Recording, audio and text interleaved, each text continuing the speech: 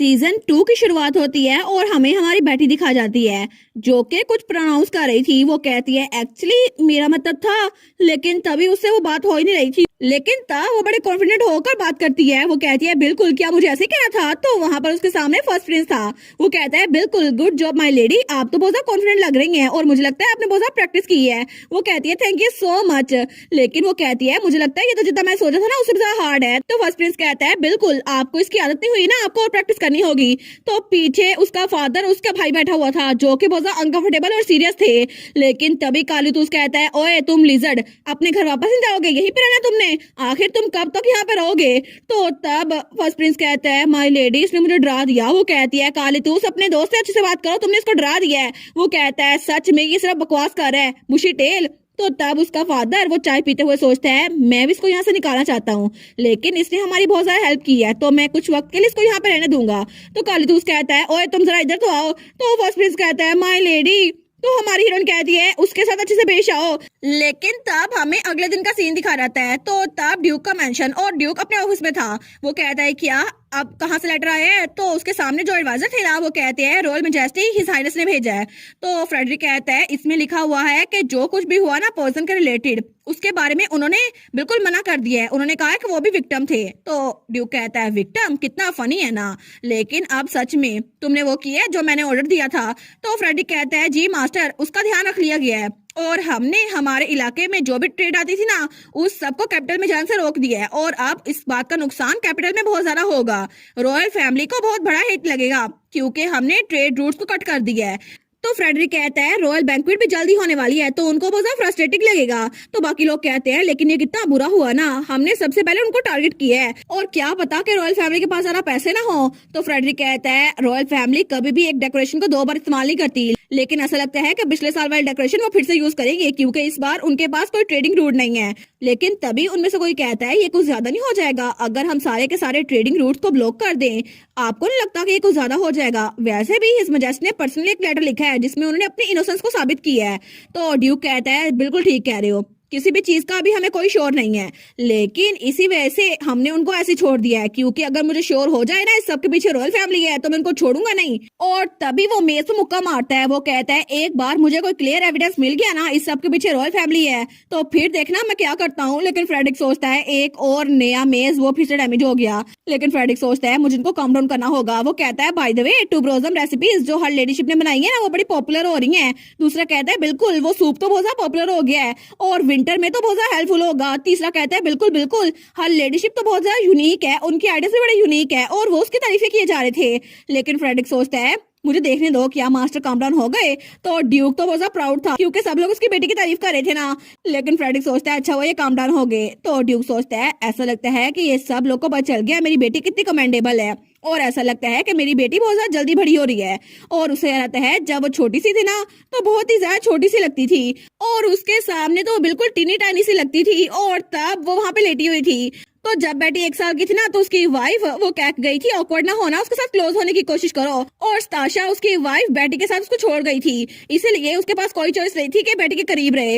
लेकिन तब वो अपनी बेटी को देखता है, वो सोचता है ये तो सच में बहुत ज्यादा छोटी है, मुझे लगता है अगर मैं इसको टच भी किया ना तो ये डर जाएगी। लेकिन तब वो उसकी तरफ हाथ बढ़ाने लगता है लेकिन वहीं पर रोक लेता है। तो हमारी हीरोइन अपनी गिलहरी वाली फॉर्म में अपने फादर की तरफ देखती है। वो कहती है कू, लेकिन तभी वो आगे बढ़ती है तो उसका फादर तो बिल्कुल फ्रीज हो गया था क्योंकि वो उसके फादर के हाथ पे चढ़ाई थी तो उसके फादर का हाथ कांप रहा था। वो सोचता है ये मेरे हाथ पर चढ़ गई है, मैं क्या करूं, ये तो बिल्कुल छोटी सी है, अगर नीचे गिर गई तो। लेकिन तब वो अपने फादर के हाथ पे इधर उधर चक्कर लगा रही थी। वो सोचता है ये इर्द गिर्द क्यों घूम रही है गोल दायरों में। लेकिन तभी वो एक जगह रुक गई थी। वो सोचता है ये रुक भी गई, लेकिन तभी हमारी हीरोइन वो वहां पर आराम से लेट गई थी तो उसको तो वो बड़ी प्यारी लग रही थी। वो सोचता है ये कितनी क्यूट है ना। लेकिन तब वो उसकी बॉडी पे फिंगर लगाते हुए कहता है आराम सोना मेरी प्यारी बेटी।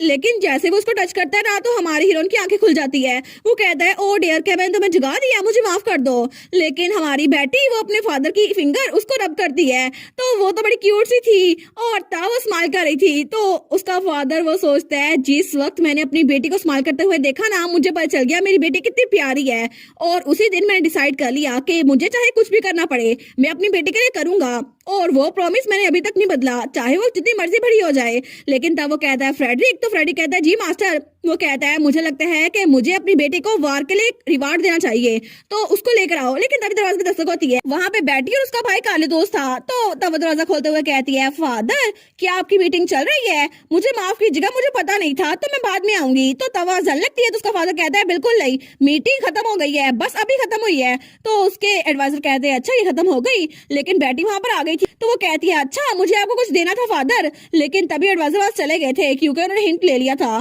तो तब वो कहती है मैं आपके लिए ये पोशन लेके आई हूँ जिसकी वजह से फटीग कम हो जाती है, ठीक है? तो उसका फादर कहता है सच्ची तुम इतनी दूर से मेरे लिए लेके आई हो? वो कहती है ऑफ कोर्स। तो काली दूस कहता है बुशी टेल मेरा पोशन कहाँ पर है? तो तब उसका फादर बड़ा खुश था कि मेरी बेटी मेरे लिए पोशन लेकर आई है, लेकिन हमारी हीरोइन कहती है मैं तुम्हारे लिए बाद में बना दूंगी। तो तभी वो अपने अकाउंट वाले पर्स से कुछ निकालने लगती है। वो सोचती है कितना वियर्ड है ना, मैंने इसको यहीं पे रखा था। लेकिन तब जब उस पर्स को खोलती है ना, तो तब वो पर्स ही नीचे गिरने लगता है। तो उसका भाई कहता है बुशी टेल तुम्हारा बैग नीचे गिर रहा है, लेकिन वो कहती है प्लीज मत देखो, और उसका पूरा का पूरा बैग फैल चुका था। तो उसका फादर सोचता है क्या आखिर ये सारा कुछ इसके पास अभी क्या कर रहा है? लेकिन तब हमारी हीरोइन के बैग से सारे कागजात नीचे गिर चुके थे, और वो सारे कागजात सारे लेटर्स थे जो उसके फादर ने उसको लिखे थे। वो सोचती है क्या ये फैल क्यों गए? लेकिन तब तो बड़ी परेशान हो गई थी। वो सोचती है मैंने सारे के सारे गिरा दिए, और तब पैनिक होने की वजह से उसकी टेल भी बाहर निकल आई थी। वो सोचती है काम डाउन, इनको लगा होगा ये ऑर्डिनरी पीसेस ऑफ पेपर है, तो ये इनको तरफ ध्यान नहीं देंगे, इनको नहीं लगता ये लेटर्स है ना। लेकिन तब उसका भाई कहता है कि तो लेटर है ना, एक और लेटर है। तो उसका फादर भी कहता है कि तो लेटर है। वो सोचती है इन दोनों को पता चल गया। तो तब वो लेटर को उठाने लगती है। वो सोचती है मैं इनसे पहले उठा लूंगी, लेकिन उसका भाई कहता है मुझे हेल्प करने दो। लेकिन जब उस लेटर को देखते हैं ना, वो कहता है कि तो फादर की हैंड राइटिंग है ना, क्या सच में तुम इनको ऐसे संभाल के फिर रही हो? लेकिन हमारी हीरोइन उसके हाथ से वो लेटर पकड़ लेती है। वो कहती है तुम्हारी हिम्मत कैसे हुई इनको ये कहने की? और वैसे भी ये मेरे लिए बहुत ज्यादा प्रीशियस है क्योंकि फादर ने इनको मेरे लिए लिखा था। और वो सोचती है चाहे दूसरों के लिए अजीब लगे, लेकिन ये मेरे लिए बिल्कुल खजाने से कम नहीं है, क्योंकि फादर ने मुझे खुद ये लेटर लिखे थे, चाहे एक एक लाइन ही क्यों ना हो, लेकिन मुझे ये बहुत ज्यादा पसंद है। तो तब उसका फादर उसके हाथ से लेटर लेते हुए कहता है मुझे कोई आइडिया नहीं था कि तुम इनको खजाने की तरह लिए फिरोगी। लेकिन तब वो स्माइल करते हुए कहता है अगर ऐसा ही है ना तो मैं तुम्हारे लिए रोज एक ना एक लिख दिया करूंगा। तो हमारी हीरोइन वो कहती है फादर। तो उसका भाई भी कहता है बिल्कुल, अगर तुम्हें और चाहिए ना तो मैं भी तुम्हारे लिख दिया करूंगा, मैं तो दिन में तुम्हें 10 लेटर लिखा करूंगा।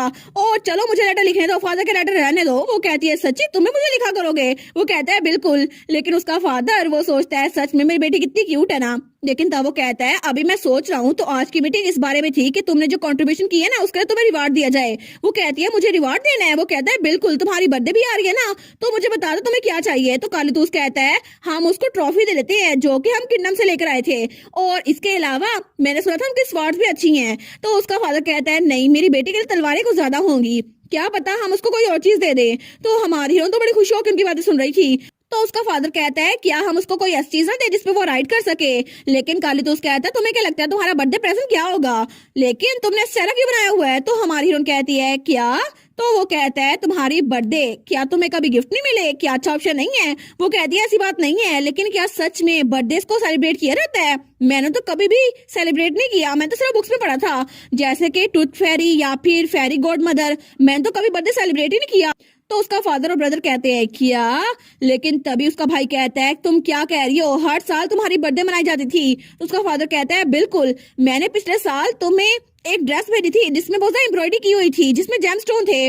वो कहती है लेकिन मुझे तो याद नहीं पड़ता कि मुझे ऐसा कुछ मिला हो, मुझे तो याद नहीं पड़ता कभी किसी ने मेरी बर्थडे सेलिब्रेट की हो। क्या सच में बर्थडे पार्टीज एग्जिस्ट करती हैं और बर्थडे केक भी? लेकिन तब उसका फादर और भाई तो बड़े गुस्से में आ गए थे। वो कहते हैं क्या उसकी इतनी हिम्मत? तो हमारी यहाँ कहती है कालीतूस। तो उसका भाई कहता है मैं उसको जान से मार डालूंगा, हालांकि वो पहले ही मर चुकी है, लेकिन फिर भी मैं उसको जान से मार डालूंगा। तो उसका फादर कहता है बिल्कुल, मुझे लगता है मैंने उसे बहुत ज्यादा आसानी से मरने दिया। तो वो कहती है फादर आप भी प्लीज काम डाउन ना। लेकिन उसके डैड और भाई को तो बड़ा गुस्सा आया हुआ था कि उसने कभी भी बर्थडे सेलिब्रेट नहीं होने दी। लेकिन तब थोड़ी देर बाद उसके डैड ने फिर से मीटिंग बिठा ली थी। वो कहता है आखिर उसकी हिम्मत कैसे हुई कि मेरी बेटी के सारे गिफ्ट तो उसने बेच दिया और उसको वो गिफ्ट दिया ही नहीं। तो वहां पर फ्रेडरिक और बाकी लोग भी थे। वो कहते हैं बिल्कुल, वो तो एब्सोल्यूट ट्रैश थी ना, आखिर वो एक 8 साल की बच्ची का गिफ्ट कैसे चुरा सकती है। तो दूसरा कहता है बिल्कुल, वैसे भी मुझे लगता है कि बैटलफील्ड में आप तो हर बार उसको गिफ्ट भेजा करते थे। लेकिन उसका फादर वो कहता है उन 5 सालों में मैं हमेशा अपनी बेटी के लिए कोई ना कोई गिफ्ट भेजा करता था, लेकिन मेरी बेटी ने कभी वो रिसीव भी नहीं किया और उसने उसने कभी भी कोई बर्थडे सेलिब्रेट नहीं किया, आखिर उसको कैसा लगता होगा। तो वो दोनों भी कहते हैं बिल्कुल, हमें लगता है कि इस बार हम सारे के सारे टॉयज ले आएंगे और यहाँ पर हर एक चीज सेलिब्रेट करेंगे जो वो चाहती हैं। तो फ्रेडी कहता है बिल्कुल, और मैं हर लेडीशिप के केक के लिए बहुत ज्यादा सेलिब्रेट करूंगा। तो बेटी का फादर कहता है बिल्कुल, पैसों की टेंशन ना लेना और पूरे कॉन्टिनेंट में सर्च करो और सबसे बेस्ट गिफ्ट लेकर आना मेरी बेटी के लिए, क्योंकि मैं चाहता हूँ कि मेरी बेटी के चेहरे पर स्माइल हो जो कि बहुत ज्यादा बड़ी हो और मैं उसको खुश देखना चाहता हूँ। लेकिन दूसरी तरफ हमें काउंट जिलोट का मेंशन दिखा रहता है जहाँ पे वो चिल्ला रहा था। वो कहता है आखिर क्यों, आखिर मेरी सारी जिंदगी तबाह क्यों कर दी उसने। और तब उसे याद आता है जब आज सुबह ही उसके पास डिसिप्लिनरी कन्फाइनमेंट का लेटर आया था, क्योंकि उसने बेटे के बारे में कोई भी रिपोर्ट ड्यू को नहीं दी थी। वो कहता है वो बेवकूफ, उनको नहीं लगता कि वो क्या कर रहे हैं, मैं next head of house hold हूँ, वो मेरे साथ ऐसा कैसे कर सकते हैं। हालांकि मेरी आंखें गोल्डन नहीं है, ना ही मेरे पास लाइन वाले कोई फीचर्स हैं, लेकिन मैं इस फैमिली का ब्लड हूँ और मैं नेक्स्ट हेड बनूंगा इस फैमिली का। तो आखिर वो मेरे साथ ऐसा कैसे कर सकते हैं। अगर वो बच्ची यहाँ पर ना ही होती या फिर ड्यूक जंग में मर चुका होता तो ये हेड का टाइटल मेरे पास होता। तो तभी दरवाजे पे दस्तक होती है। कोई कहता है माय लॉर्ड, क्या मैं आपसे बात कर सकता हूँ। वो कहता है क्या बात है। तो बटलर कहता है आपका एक गेस्ट आने वाला है कैपिटल से। वो कहता है गेस्ट, आप तो मुझे बता रहे हो गेस्ट, मैं तो सबसे थक चुका हूँ। लेकिन वो कहता है इस बार कौन आने वाला है। तो बटलर उसके कान में कुछ कहता है। वो कहता है वेल, मैंने सुना था कि इस बार वो आ रहे हैं। तो काउंसिल लॉर्ड वो कहता है तुम श्योर हो इस बारे में। वो कहता है जी जी बिल्कुल, और इस बार हमने खुद लेटर रिसीव किया है। तो वो लेटर उसके हाथ में देता है। तो काउंसिल लॉर्ड वो कहता है फाइनली, चलो स्नेक्स लगता है अपने सेंसेस में आ गए। फाइनली वो किसी ऐसे इंसान को भेज रहे हैं जो कि लायन हंट के लिए बिल्कुल जरूरी है। तो तब वो खिड़की से बाहर देखता है। वो सोचता है ठीक है, मैं इनकी बर्बादी अपनी आंखों से देखना चाहूंगा। और तब हमें अगले दिन का सीन दिखा रहता है जब हमारी बेटी वहां पे कोई बुक पढ़ रही थी। वो सोचती है फेरी स्टोन्स, इनके बारे में तो मैंने पढ़ा था कि ये जिस जगह उगते हैं ना वहाँ पे प्लांट्स वगैरह उगते रहते हैं और ग्रीन कलर होता है हमेशा। लेकिन तब उस बुक की तरफ देखती है। वो कहती है इसमें लिखा हुआ है कि इसकी फाउंडेशन की वजह से मिराकल होते हैं और चाहे कोई जमीन कितनी बंजर क्यों ना हो वहां पे चीजें उगाती हैं। लेकिन वो बुक बंद करते हुए सोचती है एक फेरी स्टोन, अगर मुझे पता होता ना ये कहाँ मिलता है तो मैं अभी इसको यहाँ पे ले आती नॉर्थ में। लेकिन इसका नाम तो लेजेंडरी बुक्स में है, फिर भी ये कहीं ना कहीं एग्जिस्ट करता है ना, क्योंकि मेरे रीबॉर्न होने से पहले एडिटर को काफी ज्यादा फेरी स्टोन्स मिले थे और उसने उसे नोबस को भेज दिया था। लेकिन उसने लोग की हेल्प नहीं की थी और बहुत सारे लोग उसको लेने के लिए बोली लगा रहे थे। लेकिन अगर वो फेरी स्टोन हमें मिल जाता ना तो यहाँ पर लोग कहत की वजह से मरते ही ना और ना ही किसी को भूख सताती। तो तब उसकी गुलहरी ने एक बुक पकड़ी हुई थी। वो सोचती है अगर मुझे रिटर से पहले वो ढूंढना है ना तो फिर मैं ढूंढ के रहूंगी ताकि वो फेरी स्टोन किसी और के पास न जाए। तभी दरवाजे पे दस्तक होती है तो उसकी मेट कहती है माय लेडी, क्या आप अंदर है। वो कहती है हाँ बिल्कुल। तो उसकी मेट कहती है हिज ग्रेस आपसे मिलना चाहते हैं। वो कहती है फादर, लेकिन तब वो बाहर आ रही थी। वो सोचती है फादर ने मुझे यहाँ पर क्यों बुलाया, फादर ने मुझे इंडोर गार्डन आने के लिए क्यों कहा। मे भी वो चाहते हैं हम लोग इकट्ठे चाय पिए। लेकिन तब वो दरवाजा खोलते हुए कहती है फादर, मैंने सुना था आप मुझे बुला रहे हैं। लेकिन जैसे वो वहां पर देखती है ना वो तो बिल्कुल शॉक हो गई थी, क्योंकि तब वहां पे बर्थडे सेलिब्रेशन वाला पूरा सामान था। वो कहती है वाओ ये क्या है, और वहां पे जो केक था ना वो भी बड़ा जबरदस्त लग रहा था। तो तब उसका फादर कहता है क्या तुम्हें ये पसंद आया, ये सब कुछ मैंने तुम्हारे लिए प्रिपेयर किया है मेरी प्यारी बेटी। तो वो कहती है सच्ची, ये कितना प्यारा है ना, लेकिन आज तो मेरी बर्थडे नहीं है। और वहां पे एक क्लाउड उड़ रहा था। वो कहती है पिंक कलर का क्लाउड देखो सही। लेकिन उसका फादर उस क्लाउड को पकड़ते हुए कहता है वेल ये कोई इतना स्पेशल नहीं है, लेकिन हमने तुम्हारे लिए ये सब कुछ अरेंज किया है क्योंकि तुम्हारी पहले कभी बर्थडे नहीं मनाई गई ना इसीलिए। और ये क्लाउड नहीं है, ये कॉटन कैंडी है जिसको हमने मैजिक की मदद से फ्लोट करवाया था और इसको ट्राई करो ना। तो हमारी बहन कहती है ओके। वो सोचती है ये कॉटन कैंडी है, क्लाउड नहीं है। लेकिन जब उसको खाती है ना वो कहती है ये तो बड़ा टेस्टी है, ये तो मेरा मुंह में घुल गया और तभी उसकी मूछें बन गई थी। लेकिन तभी उसका फादर हंसने लग जाता है। वो कहती है फादर क्या हुआ, हंस क्यों रहे हैं। तो उसका फादर कहता है नहीं कोई बात नहीं, फ्रेडरिक वो लेकर आओ जिसको मैंने प्रिपेयर करवाया था। तो वो कहता है जी मास्टर। लेकिन हमारे सोचती है इन्होंने ये सब कुछ मेरे लिए प्रिपेयर करवाया, इसके अलावा भी और चीजें हैं। लेकिन तभी वहां पर कोई चीज आ रही थी तो हमारी उसको देखती है। वो कहती है वाओ, क्योंकि वहां पे एक यूनिकॉर्न का बच्चा था जो कि बहुत क्यूट था। वो कहती है ओ माय गॉड, क्या सच में यूनिकॉर्न है, मुझे तो बहुत क्यूट लगता है ये। तो तब उसका फादर कहता है बिल्कुल ये तुम्हारे लिए प्रिपेयर करवाया है। तो वो उसको गले लगाते हुए कहती है ये तो कितना क्यूट है ना, क्या तुम उसे हेलो बोलोगे, नाइस टू मीट यू। लेकिन तब उसका फादर कहता है अच्छा बस को ये पसंद आया। तो फ्रेडरिक सोचता है इन्होंने इतनी ज्यादा मेहनत की थी ये सब कुछ करवाने में। लेकिन तब हमारी हीरोइन तो उस घोड़े के ऊपर राइड कर रही थी। वो सोचती है कितना क्यूट है ये। अब तो मैं खुद उस पर राइड कर सकती हूँ, अब काली तो उसकी जरूरत ही नहीं पड़ेगी। लेकिन उसका फादर उसको दूर से देख रहा था। तभी फ्रेडी कहता है मास्टर। वो कहता है हाँ क्या हुआ। वो कहता है असल में मुझे माफ कीजिएगा लेकिन एक गेस्ट आए हैं, आपको अभी जाना होगा और मैंने आपको पहले बताया नहीं, लेकिन आपकी मीटिंग भी होने वाली है। वो कहता है ठीक है। तो वो बेटी के पास आता है। वो कहता है मेरी प्यारी बेटी, मुझे काम के लिए जाना होगा, मुझे माफ करना कि मैं तुम्हें यहाँ पर छोड़ के जा रहा हूँ। तो बेटी कहती है नहीं नहीं कोई बात नहीं। तो तब उसका फादर जाने लगता है। तो वो घोड़े से उतरती है। वो कहती है एक मिनट फादर, और तब उसके सामने ग्रीट करते हुए कहती है थैंक यू सो मच इस सब के लिए, और मैं आपको थैंक यू बोलना चाहती हूँ क्योंकि ये सब कुछ बहुत ज्यादा ग्रेट था। लेकिन जब अपने फादर को देखती है ना, तो उसका फादर तो बहुत ज्यादा सैड था। वो सोचती है क्या फादर सैड क्यों है। लेकिन उसका फादर सोचता है इसको वही सब कुछ मिल रहा है जो उसको मिलना चाहिए था, क्योंकि बचपन से लेकर अब तक मैंने इसको बहुत सारी चीजें भेजी थी, लेकिन इसके लिए सब कुछ बिल्कुल नया है। तो वो उसके सामने बैठते हुए कहता है तुम्हें मेरे सामने इतना पोलाइट होने की जरूरत नहीं है, ठीक है।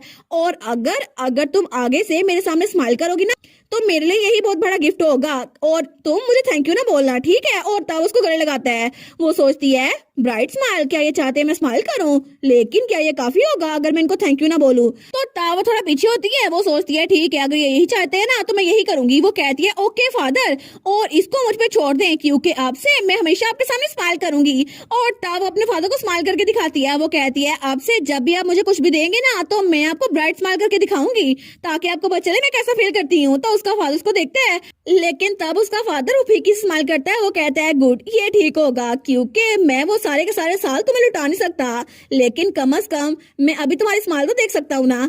और तब हमें रात के वक्त ड्यूक का मेंशन दिखा जाता है, लेकिन तभी वो लोग ऑफिस में थे और कालीतूस भी वहां पर था। तो फ्रेडी कहता है मास्टर, रॉयल डेलीगेट यहाँ पर आने वाले हैं फंड्स के बारे में बात करने के लिए। तो कालीतूस कहता है कितना ऑब्वियस है ना कि वो हमें पैसे नहीं देना चाहते, हमने जंग में जाकर इतनी कुर्बानियां दी, लेकिन वो लोग अब फंड्स देने से भाग रहे हैं। तो ड्यूक कहता है मुझे लगता है ये बहुत ज्यादा इंटरेस्टिंग है क्योंकि इस बार जो लोग आ रहे हैं ना वो बहुत ज्यादा इंटरेस्टिंग है। तो कालीतूस कहता है क्या मतलब, कौन आ रहा है। लेकिन जैसे वो डॉक्यूमेंट को देखते हैं ना, वो कहता है एक मिनट, इसका मतलब है ये आदमी यहाँ पर इसका नाम क्या कर रहा है। लेकिन तब उसको बड़ा गुस्सा आ रहा था। तो फ्रेडी कहता है उनके लिए यहाँ आना बिल्कुल जरूरी है, और अब फाइनेंशियल इशू है ना, तो मुझे लगता है कि वो पता नहीं किस वजह से यहाँ पर आ रहे हैं, क्योंकि सेकंड प्रिंस जो कि क्राउन प्रिंस भी हैं रिटर, वो यहाँ पर खुद विजिट कर रहे हैं।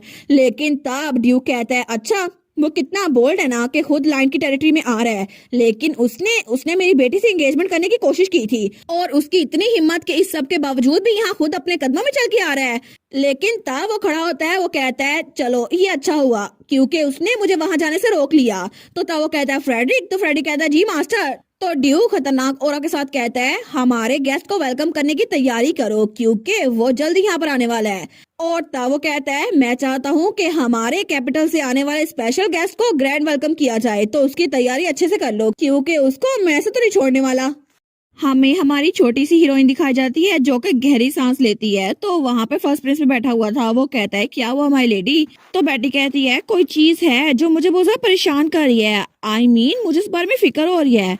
तो फर्स्ट प्रिंस कहता है आपको किसी बारे में फिक्र हो रही है, लेकिन अगर आप माइंड ना करें तो क्या मैं पूछ सकता हूँ वो क्या चीज है। तो बेटी कहती है वेल बात यह है कि आजकल मुझे मेरे डैड बहुत सारी चीजें देते हैं और वो गिफ्ट कुछ ज्यादा ही हैं, और वो तो बिल्कुल सीरियस थी। तो फर्स्ट प्रिंस कहता है क्या, मुझे लगा था कुछ सीरियस होगा, लेकिन वो कहता है फिर तो ये अच्छी बात है ना, आपके फादर आपको गिफ्ट दे रहे हैं। वो कहती है नहीं नहीं वो तो कुछ ज्यादा गिफ्ट दे रहे हैं, रिसेंटली मेरी बर्थडे थी भी नहीं, फिर भी उन्होंने गार्डन को मैजिक से डेकोरेट किया, और इसके अलावा उन्होंने मुझे एक यूनिकॉर्न भी दिया और एक ड्रेस भी और राइडिंग यूनिफॉर्म भी, और इसके अलावा भी इतनी सारी चीजें। और आपको नहीं लगता ये कुछ ज्यादा ही हो गया है। तो फर्स्ट प्रिंस कहता है बिल्कुल आप ठीक कह रही हैं, ये कुछ ज्यादा ही है। वो कहती है ना मुझे लगा ही था, लेकिन मैं वापसी भी उनको कुछ देना चाहती हूँ, लेकिन मुझे समझ नहीं आ रहा मैं क्या दूं, उनके पास सब कुछ ही है ना। तो फर्स्ट प्रिंस सोचता है अगर ये उनको कोई पत्थर भी दे देना तो उनको खुशी होगी क्योंकि इन्होंने खुद दिया है। लेकिन तब फर्स्ट प्रिंस कहता है मैं इस बारे में सोच रहा हूँ, तो मुझे लगता है कि आप उनको एक चीज दे सकती हैं। वो कहती है सच्ची, कौन सी चीज मुझे बताओ ना। तो फर्स्ट प्रिंस कहता है वेल मैं श्योर हूँ उनको ये पसंद आएगा। तो बेटी उसके पास आती है। वो कहती है प्लीज प्लीज मुझे बताओ ना प्लीज। तो फर्स्ट प्रिंस उसके पास होता है, उसके कान में कहता है आपको बस यही करना होगा, और तब उसके कान में वो बात करता है। लेकिन हमारी बेटी वो तो थोड़ी डाउटफुल थी। तो वो कहता है सच्ची आपको मुझ पर यकीन नहीं है, ये सच है। तो हमारी हीरोइन को तो उसमें शक हो रहा था। वो कहता है मैं सच बोल रहा हूँ माय लेडी, प्लीज मुझ पर ट्रस्ट करें। और तब रात के वक्त वो अपनी बालकनी में खड़ी हुई थी। वो सोचती है आखिर प्रिंस एटर ऐसा मजाक कैसे कर सकते हैं, मैं तो बिल्कुल सीरियस थी, लेकिन आखिर में मैं स्क्वायर 1 पे आ गई हूँ, मुझे कुछ पता नहीं चला। तो तभी वहां पर ड्रैगन एटल वो भी आ गया था। तो तब हमारी उन कहती है एटल, वो कहता है तुम बाहर क्या कर रही हो, बाहर तो बहुत ज्यादा ठंड है, तुम्हें ठंड लग जाएगी। लेकिन हमारी उन कहती है ये सारी की सारी गलती तुम्हारे प्रिंस की है। वो कहता है क्या, हिज हाइनेस की, लेकिन कैसे? तो हमारी उन कहती है मैंने उनको बताया कि मुझे अपने फादर को कोई गिफ्ट देना है, लेकिन उसने कहा मैं फादर को डैड कह के बुलाऊं, वो मुझे तंग करा था, है ना? मैं तो उसमें बहुत ज्यादा डिसअपॉइंटेड हूँ। तो वो सोचता है डिसअपॉइंटेड, लेकिन ये तो मिसअंडरस्टैंडिंग है ना। तो वो कहता है तुम्हें ऐसा नहीं लगता कि हिज हाइनेस वो इस बारे में सीरियस थे जब उन्होंने तुम्हें कहा था? वो कहती है तुम इसलिए उनकी साइड नहीं ले रहे ना क्योंकि तुम उनको सर्व करते हो। वो कहता है नहीं नहीं ऐसी बात नहीं है, असल में मुझे सच में तुम्हारी फिक्र हो रही है और मैं तो यहाँ पे गुड बाय बोलने के लिए आया था। तो हमारे उन कहती है क्या अचानक से गुड बाय, क्या तुम कहाँ पे जा रहे हो? तो वो कहता है हाँ बिल्कुल, मैं थोड़ी देर के लिए जा रहा हूँ क्योंकि मुझे हिज हाइनेस ने ऑर्डर दिया है। वो कहती है लेकिन तुम जा कहाँ पर रहे हो ना? तो एटल कहता है मैं करीब ही जा रहा हूँ, असल में यहाँ पे सेकंड प्रिंस आने वाले हैं और ये बेस्ट होगा कि हिज हाइनेस और सेकंड प्रिंस आपस में ना टकराएं। तो हमारी उन सोचती है अच्छा। तो वो कहता है हिज हाइनेस को अभी पता चला है इसीलिए हम लोग यहाँ से जा रहे हैं और मैं तो जाने से पहले तुम्हें गुड बाय बोलने के लिए आया था। वो कहती है अच्छा ये बात है। वो सोचती है हम रिसेंटली मिले हैं और ये फिर से गुड बाय बोल रहा है, मुझे तो बहुत ज्यादा सैड महसूस हो रहा है। लेकिन वो सोचती है सच में मैं 10 सालों बाद उससे मिल रही हूँ, लेकिन मुझे अच्छा लग रहा है कि वो मेरा दोस्त था, रिटर्न नहीं था। तो तब एटल कहता है स्टार तुम इस बारे में फिक्र ना करो, ये सिर्फ टेम्परेरी होगा। और तब वो रेलिंग पे पाँव रखता है और उसके करीब आता है। वो कहता है मैं जल्दी वापस आ जाऊंगा, ठीक है? और उसके सर के साथ अपना सर टकराता है। तो हमारी उन कहती है एटल सच में? तो तब वो स्माइल करती है। वो कहती है तुमने प्रॉमिस किया है, ठीक है, भूलना मत, मैं इंतजार करूंगी। और उसके बाद हमें कुछ दिनों बाद का सीन दिखा जाता है। तो हमारी हीरोइन तो बहुत ज्यादा सैड थी। तो वो सोचती है आखिर में मैंने अभी तक डिसाइड नहीं किया कि मुझे फादर को क्या देना चाहिए। तो वहां पे उसका फादर और भाई बैठा हुआ था। तो उसका फादर कहता है वेलकम माय बेबी। तो उसका भाई कहता है बुशी टेल तुम आ गई। लेकिन उसका फादर कहता है आज तो टी टाइम मैंने खुद प्रिपेयर करवाया है। तो वो कहता है आज के टी टाइम के लिए मैंने खुद तुम्हारे लिए कुकीज प्रिपेयर करवाई हैं, ये देखो ना अच्छी लग रही हैं। वो सोचती है मैं बस फादर से चीजें ले नहीं सकती ना। तो वो जल्दी से अपने फादर के पास आती है और तब उनकी स्लीप पकड़ती है। वो कहती है थैंक यू कुकीज के लिए। और तब स्माइल करते हुए कहती है डैड। वो सोचती है हिज हाइनेस ने जो कहा था मैं वही कर रही हूँ। लेकिन तब उसका फादर उसकी तरफ देखते हैं और तभी उसके हाथ से वो कुकीज नीचे गिर जाती है। वो कहती है क्या आपको ये पसंद नहीं आया? वो सोचती है क्या इनको इससे नफरत है? वो कहती है इट्स ओके फादर। लेकिन उसका फादर कहता है क्या तुमने फादर बोला, तुमने वापस क्यों ऐसे चेंज कर लिया? तुम डैड बोल सकती हो मुझे। वो कहती है मुझे लगा आपको ये पसंद नहीं आया होगा। तो उसका फादर कहता है बिल्कुल नहीं, मेरी बेटी मुझे चाहे जो मर्जी कुछ बुलाए मुझे पसंद आएगा। और तब वो सोचता है स्पेशली जब तुम मुझे डैड कहती हो तब तो बहुत ज्यादा अच्छा लगता है। और वो तो ब्लश करा था। तो हमारी बहन कहती है फिर मैं आपको डैड कह सकती हूँ? वो कहता है ऑफ कोर्स, पूरी जिंदगी कह सकती हो। और उसके कहने का मतलब था हमेशा मुझे डैड बुलाना। वो कहती है अच्छा अगर ऐसी बात है। तो वो थोड़ी सी हिचकिचा रही थी लेकिन तब स्माइल कर कहती है डैड। तो उसका फादर तो बड़ा खुश हो गया था। तब उसके सर पे रखता है और कहता है हाँ माई बेबी। और तब वो थोड़ा इमोशनल होते हुए कहता है मैं तुम्हारा डैडी हूँ। लेकिन तब हमारी हीरोइन भी बड़ी खुश थी। वो कहती है बिल्कुल आप तो मेरे डैड है, सबसे ज्यादा बेस्ट है। और तब अपने डैड को गले लगाती है और उसका फादर भी बड़ा खुश था। वो कहता है मेरी प्यारी बेटी कितनी क्यूट है। लेकिन तभी वो कालीतूस की तरफ देखता है। तो कालीतूस कहता है क्या इनको क्या हुआ? तो कालीतूस कहता है अब इस बारे में सोचिएगा अभी मत कि मैं भी आपको ये कह के बुलाऊंगा। वो कहता है मैं ऐसी जरूरत कर भी नहीं सकता काल, मैं तो बस तुम्हें चढ़ा रहा था।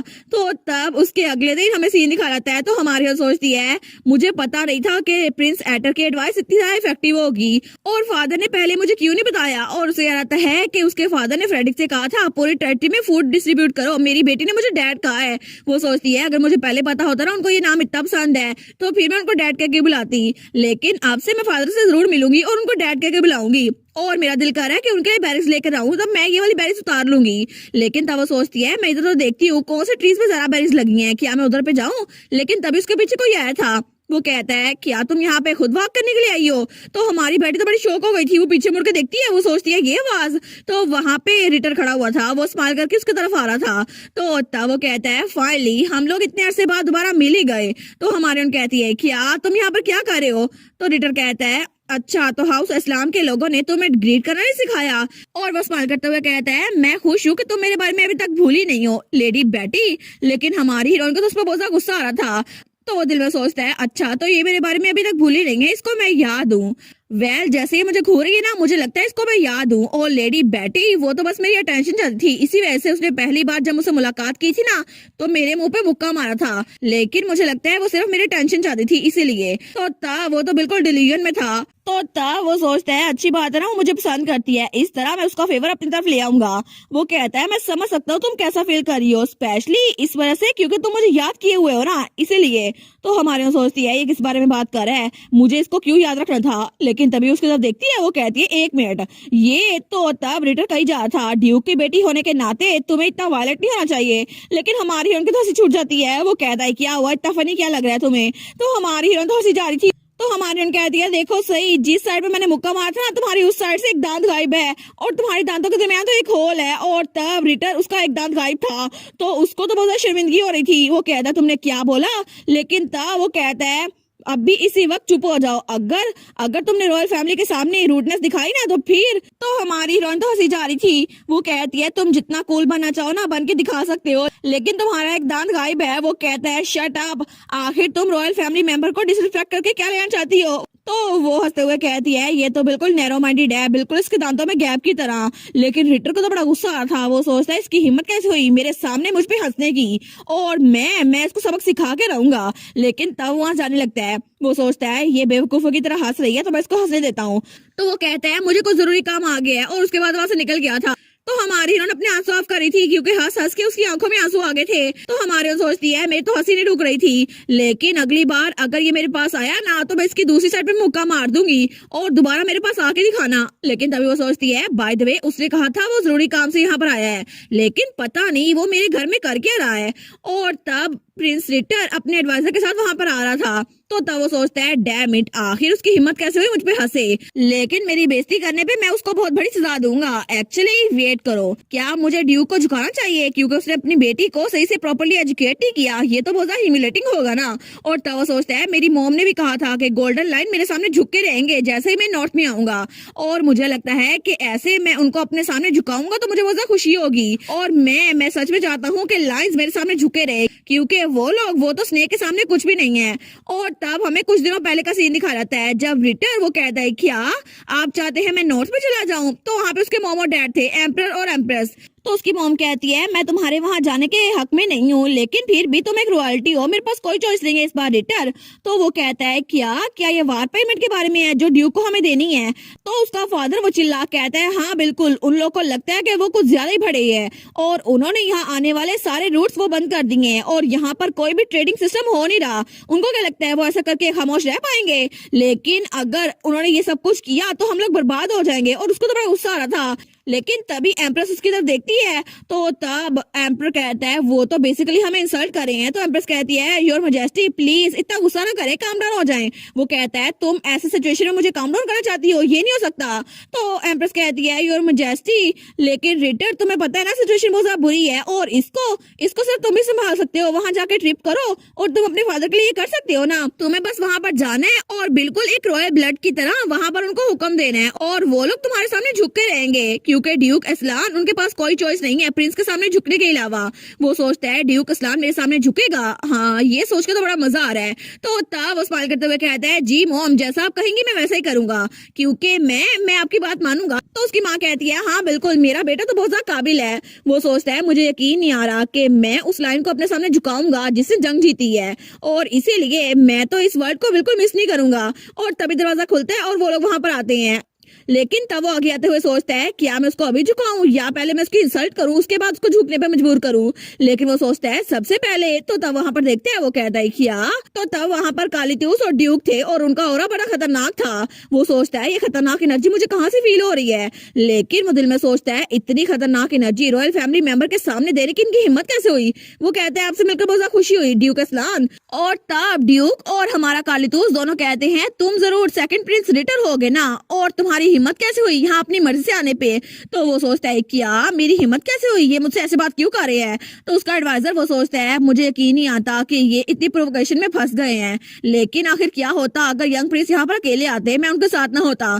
तो वो सामने झुकते हुए कहते हैं मुझे माफ कीजिएगा कि हम अचानक से यहाँ पर आ गए, लेकिन हम आपसे मिलकर बहुत ज्यादा खुश हुए। मैं हूँ बैरन इवान और मैं यहाँ पर इनके साथ आया हूँ। तो बैरन इवान वो सोचता है यहाँ पर हम लोग अनइनवाइटेड आ गए हैं और हम लोग ड्यूक के सामने झुक रहे हैं, लेकिन बेसिकली हम लोग यहाँ पर सिर्फ इसलिए आए हैं क्योंकि रॉयल फैमिली के फाइनेंसेस बहुत ज्यादा बुरे हैं और हम इनसे रिक्वेस्ट करने आए हैं कि वार की जो पेमेंट थी ना उसको आधा ले ले।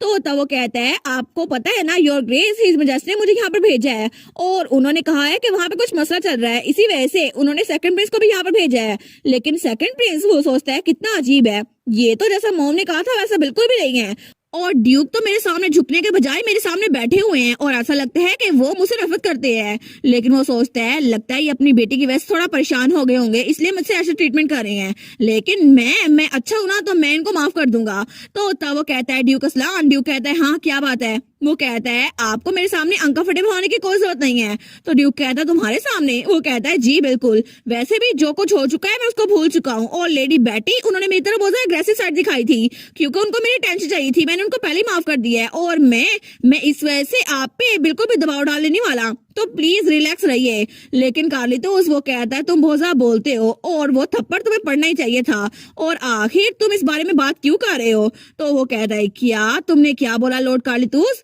लेकिन कार्लिटोस कहता है क्या तुम्हारे कान दर्द कर रहे हैं, तुम्हें समझ नहीं आ रहा। मैंने बोला कि तुम्हें वो थप्पड़ पड़ना चाहिए था क्योंकि तुमने मेरी बहन के साथ एंगेजमेंट करने की कोशिश की थी, क्या मैं गलत कह रहा हूँ। तो वो कहता है क्या, लेकिन तभी ड्यूक वो भी कहता है बिल्कुल कार्लिटोस ठीक कह रहा है। तो सेकंड प्रिंस तो बिल्कुल शॉक हो गया था, वो सोचता है क्या ये लोग ऐसे बात मुझसे कैसे कर सकते हैं। लेकिन ड्यूक वो कहता है मुझे यकीन नहीं होता कि तुमने मेरी बेटे से एंगेजमेंट करने की कोशिश की थी, फिर भी हम लोग तुम्हें जिंदा छोड़ रहे हैं। तुम्हें मेरी बेटे की काइंडनेस को अप्रिशिएट करना चाहिए प्रिंस रिटर, और अगर तुम्हें समझ आ गया तो अब तुम जा सकते हो। तो रिटर सोचता है क्या इनको थोड़ी सी भी शर्म नहीं है, मैं एक प्रिंस हूँ और ये लोग मेरे सामने ऐसे बिहेव कर रहे हैं। लेकिन तब कार्लिटोस आगे बढ़ते हुए कहता है और जाने से पहले मैं तुम्हें एक वार्निंग देना चाहूंगा। और तब उसके कान के पास आके कहता है दोबारा कभी भी मेरी छोटी बहन के इर्द गिर्द मंडलाना मत, ठीक है, अगर तुम जिंदा रहना चाहते हो तो। और अगर मैंने तुम्हें ऐसा करता हुआ देख लिया ना तो फिर मैं तुम्हें बताऊंगा कि गलती होती क्या है। लेकिन तब थोड़ी देर बाद वो लोग अपने कमरे में आ गए थे। तो तब उसका एडवाइजर कहता है योर हाइनेस आप ठीक तो है ना। तो प्रिंस रिटर वो मान कर कहता है आपको क्या मतलब है, आपकी बात सुनकर तो मुझे लगता है जैसे कुछ बुरा हुआ हो। लेकिन तब वो कहता है क्या। तो प्रिंस रिटर कहता है आप तो मेरे लिए परेशान हो रहे होंगे ना क्योंकि मैं लंबा सफर करके आया हूँ, लेकिन प्लीज आप यहाँ चले जाए ताकि मैं रेस्ट कर लूँ। वो कहता है ठीक है योर हाइनेस प्लीज मुझे अलाउ करें मैं यहाँ चला जाऊँ। और तब दरवाजा खोलता है और वहां जाने लगता है। वो कहता है प्लीज आराम से रहिएगा योर हाइनेस। तो रिटर वो स्माइल करा था, लेकिन जैसे दरवाजा बंद होता है ना उसका औरत तो बिल्कुल बदल गया था और उसको तो बड़ा गुस्सा आ था।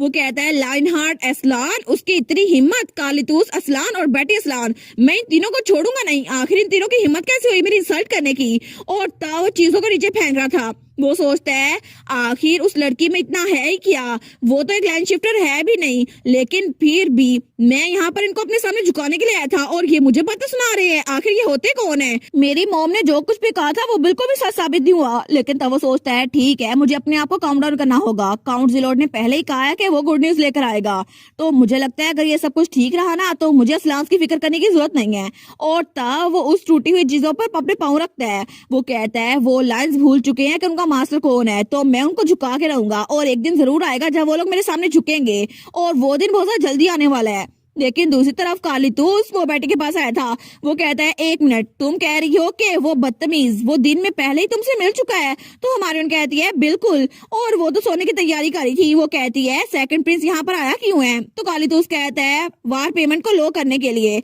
लेकिन उसके ऑडेसिटी तो देखो, हमने वार में इतना सब कुछ कंट्रीब्यूट किया और वो लोग हमें पैसे भी नहीं दे सकते। हालांकि फाइनेंशियल इशू वो बिल्कुल इतना बड़ा मसला नहीं है। लेकिन क्या तुम्हें मेरी बात समझ आ रही है बुशी टेल, स्नेक बहुत ज्यादा खतरनाक है, कभी उन पे ट्रस्ट ना करना। वो कहती है ठीक है मैं कभी ट्रस्ट नहीं करूंगी। वो सोचती है काली तू उसको सही लोगों की पहचान है, लेकिन तब उसका भाई उसको सर पे रखता है और कहता है सिर्फ स्नेक्स की बात नहीं है, सारे के सारे रेप्टाइल बहुत ज्यादा बुरे होते हैं, तुम्हें सबसे दूर रहना होगा, स्पेशली ड्रैगन से।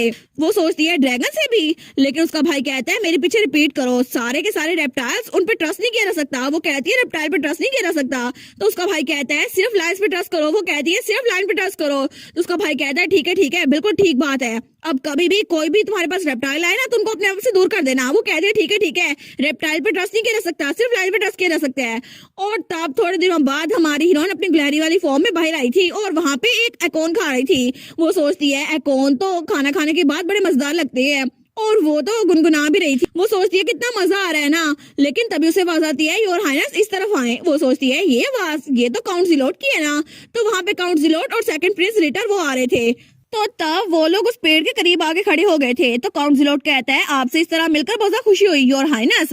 तो रिटर कहता है फाइनली हम लोग आपस में इतने लेटर्स के बाद मिल ही गए। तो हमारे सोचती है लेटर्स, इसका मतलब है काउंट जिलोट पहले ही रॉयल फैमिली के साथ कम्युनिकेट कर रहा था। तो तब रिटर इधर उधर देखते हुए कहता है क्या सच में ये जगह सेफ है, आपको लगता है यहाँ पे कोई आ जाएगा? तो काउंट जिलोट कहता है बिल्कुल ये जगह बिल्कुल सेफ है, आपको फिक्र करने की जरूरत नहीं है, वैसे भी हम खुले मैदान में हैं, अगर कोई यहाँ पर आया ना हमें दिख जाएगा। तो तब वो कहता है तो ऑलरेडी आप ड्यूक और उसके बेटे से मिल चुके हैं है ना? तो रिटर कहता है बिल्कुल, वो लोग तो बहुत ज्यादा रूड थे। तो काउंसिलर कहता है उनकी तरफ से मैं माफी मांगता हूँ, लेकिन क्या आपने लेडी बेटी से बात की, क्या वो अच्छी से बात हो गई? तो तब रिटर कहता है नहीं, उसने तो मुझे देख के गुस्सा करना शुरू कर दिया, लेकिन बाद में वो मेरी फियांसे बनने वाली है ना, तो कोई बात नहीं, मैं उसको एक्सेप्ट कर लूंगा और उसको अपनी जगह दिखा दूंगा। लेकिन हमारी उनको तो बड़ा गुस्सा आता। वो सोचती है इसकी फियांसे कौन बनेगा, मैं तो नहीं बनने वाली, और ये अपने आप को समझता क्या है, और वो तो अपनी गिलहरी वाली फॉर्म में चिल्लाई जा रही थी। लेकिन तभी रिटर ऊपर देखते हैं तो वो छुप जाती है। वो सोचती है ओ नो, मैं तो अभी पकड़ जाने वाली थी। तो तब वहां पे प्रिंस रिटर कहता है सिचुएशन कैसी है? तो काउंसिलर कहता है सब कुछ बिल्कुल ठीक हो गया है, जिस आदमी का मैंने जिक्र किया था ना उसने वो जगह ढूंढ ली है और जल्द ही वो उस जगह को अपने नाम कर लेगा और वो जगह हमारे नाम हो जाएगी और फिर हम अपना काम कर सकते हैं। तो सेकंड प्रिंस कहता है ये तो अच्छी न्यूज है ना, तो फिर तो हम पहले की तरह अपना काम स्मूथली कर लेंगे। तो हमारे सोचती है पहले की तरह? तो काउंसिलर कहता है जी बिल्कुल, हमेशा मुझ पर ट्रस्ट करने के लिए thank you so much your highness. लेकिन तब वो कहता है अगर ड्यूक ने हमें सस्पेक्ट किया तो काउंसिलर कहता है उसके बारे में फिक्र ना करे, क्योंकि मैंने पर्सनली उस आदमी के साथ उस जगह को विजिट किया है और वो जगह बिल्कुल परफेक्ट है, बाहर से किसी को पता नहीं चलेगा कि वहां पर कुछ छुपा हुआ है, लेकिन अंदर तो बिल्कुल खजाना है। तो तब सेकंड प्रिंस हंसते हुए कहता है अच्छा फिर तो अच्छी बात है ना, क्योंकि वो चीज वो रॉक मेरी पोजेशन में आ जाएगी। तो काउंसिलर कहता है जी बिल्कुल, फेरी स्टोन्स हमारे होंगे। लेकिन तभी सेकंड प्रिंस को घूर कर देखता है और कहता है काउंसिलर दोबारा अपने मुंह से इसका नाम मत लेना, अगर तुमने दोबारा इसका नाम लिया ना तो मैं तुम्हें जान से मार डालूंगा, तुम्हें पता है ना मेरे लिए वो कितने ज्यादा कीमती है। तो काउंसिलर कहता है मुझे माफ कीजिएगा योर हाइनेस, लेकिन मैं कुछ जरा एक्साइटेड हो गया था। वो कहता है ठीक है आगे से केयरफुल रहना, और तब वहां जाने लगता है। वो कहता है तुम अलग रास्ते चल जाना ठीक है, ताकि किसी को हम पे शक ना हो। तो काउंसिलर कहता है जी योर हाइनेस, मैं दूसरी तरफ चला जाऊंगा, प्लीज आप आराम से वापस आइएगा। तो हमारी हीरोइन वो उनको जाते हुए देखती है। वो सोचती है डेफिनेटली इसने फेरी स्टोन का नाम लिया है ना। तो तब तो वो स्माइल करती है। वो सोचती है इसको लगा था कि किसी ने इसकी बात ही सुनी होगी, लेकिन मैंने इसकी बात सुन ली है ना, गुलहरी होने का यही सबसे बड़ा फायदा है। देखो अब तुम्हारा काम मैं खराब करती हूँ, तुम्हारा प्लान उसको तो मैं हत्या लूंगी ना, बस तुम इंतजार करो रिटर, आखिर तुम्हारा यहाँ आने का भी कोई फायदा नहीं हुआ, क्योंकि वो फेरी स्टोन्स वो तो मेरे होंगे ना। हमें बताया जाता है फेरी स्टोन्स ये तो बहुत ही ज्यादा रेयर है और किसी को नहीं पता कि ये कैसे मिलते हैं, लेकिन अगर आप क्यूरियस है ना कि फेरी स्टोन्स का क्या काम है, तो उसको एक ऐसी जगह पर उगाएं जहां पर बिल्कुल जमीन बंजर हो, तो आपको पता चल जाएगा उसका क्या काम है, और वहां पर ईंट की हरियाली हरियाली हो जाएगी, और इसकी वजह से कोई बंजर जमीन वो भी जरखेज बन जाएगी और वहां पे फसलें बहुत ज्यादा बढ़ेंगी। तो हमारी हरी सबके बारे में बुक्स में पढ़ रही थी। वो सोचती है बिल्कुल मुझे यही चाहिए, काउंट जिलोट इसी फेरी स्टोन की बात कर रहा था, और तब वो बुक बंद करती है। वो सोचती है मेरे रीबर्थ से पहले रिटर को कुछ फेरीज मिली थी जो कि केव के पीछे थी, उसने मुझे यही बताया था, लेकिन तब उन फेरीज ने उसको फेरी स्टोन्स दिए थे और उसके बाद गायब हो गई थी।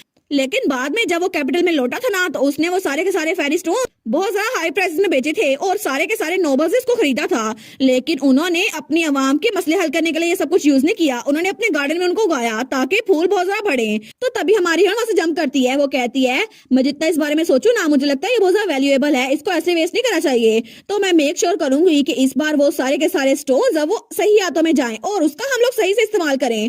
तो दूसरी तरफ हमें ड्यूक का ऑफिस दिखाया जाता है, जहाँ पे ड्यूक कहता है क्या तुम चाहते हो कि माउंटेन वाला सारा इलाका उसको हम बेच दें? तो उसके सामने काउंसिलर था, वो कहता है जी और ग्रेस, मुझे लगता है कि आप मुझसे बहुत ज्यादा डिसअपॉइंटेड थे ना पिछली गलती की वजह से, लेकिन मैं इस बार इस मिस्टेक को बिल्कुल ठीक कर सकता हूँ क्योंकि मैं भी इस घर का हिस्सा हूँ ना। और जैसा कि आप देख सकते हैं माउंटेन का ये वाला हिस्सा, ये वाला बिल्कुल बेकार है, लेकिन इसको हम हाई प्राइस पे बेच सकते हैं। और यहाँ पे कोई ऐसा इंसान है जिसको मैं जानता हूँ जो इस लैंड को खरीदना चाहता है। और तब वो कहता है ये देखिए डॉक्यूमेंट, यहाँ पर अमाउंट लिखा हुआ है जो वो हमें जमीन के बदले में देने वाले हैं। तो दूसरा कहता है सच में इतना ज्यादा पैसा दे रहे हैं वो हमें? काउंसिलर आपको नहीं लगता कि ये सिर्फ स्कैम है? तो काउंसिलर कहता है नहीं नहीं, फिक्र करने की जरूरत नहीं है, वो इंसान मेरे जान पहचान का है और उसको वो जमीन बड़ी पसंद आई है, इसी वजह से वो इसको खरीद रहा है। तो दूसरा कहता है लेकिन ऐसे लोग, उनको पता होता है कि जमीन की कीमत क्या है, क्या सच में आपको लगता है कि इतनी वेस्टलैंड के बदले में वो लोग हमें इतने पैसे दे देंगे? तो वो कहता है बिल्कुल, वो लोग तो सच में बहुत ज्यादा अमीर है जो उसको खरीद रहे हैं, तो आपको फिक्र करने की जरूरत नहीं है। लेकिन तब वो ड्यूक की तरफ देखते हैं, वो सोचता है अभी तक ड्यूक ने कुछ कहा क्यों नहीं, क्या इसको पहले से पता तो नहीं चल गया? लेकिन तभी वो कहता है आपको फिक्र करने की जरूरत नहीं है योर ग्रेस, इससे पहले कि वो बायर अपना दिमाग बदले हमें इसको बेचना होगा। तो तभी दरवाजे पे दस्तक होती है, तो वहां पे हमारी हीरोइन थी, वो कहती है एक्सक्यूज मी, क्या आप लोग मीटिंग के दरमियान में थे? तो दूसरा एडवाइजर कहता है जी वाह लेडी, हम लोग किसी लैंड को बेचने के बारे में बात कर रहे थे। तो तब वो बैटी को बताता है ऐसा लगता है किसी स्कॉलर ने नॉर्थ में जो माउंटेन है उसको खरीदने की कोशिश की है और ऐसा लगता है कि वो उसके लिए हमें बहुत ज्यादा पैसे दे रहा है। तो हमारे उनकी कहती है नॉर्थ में जमीन है लेकिन वो उसको क्यों खरीद रहा है, कुछ तो अजीब लग रहा है, आपको नहीं लगता कि कोई किसी बेकार जमीन के लिए इतने पैसे नहीं देगा? तो काउंसिलर सोचता है ये सच में मेरे काम में टांग ना अड़ा दे, तो हंसते हुए कहता है वेल मे बी उस इंसान के लिए वैल्यूएबल हो इसी वजह से।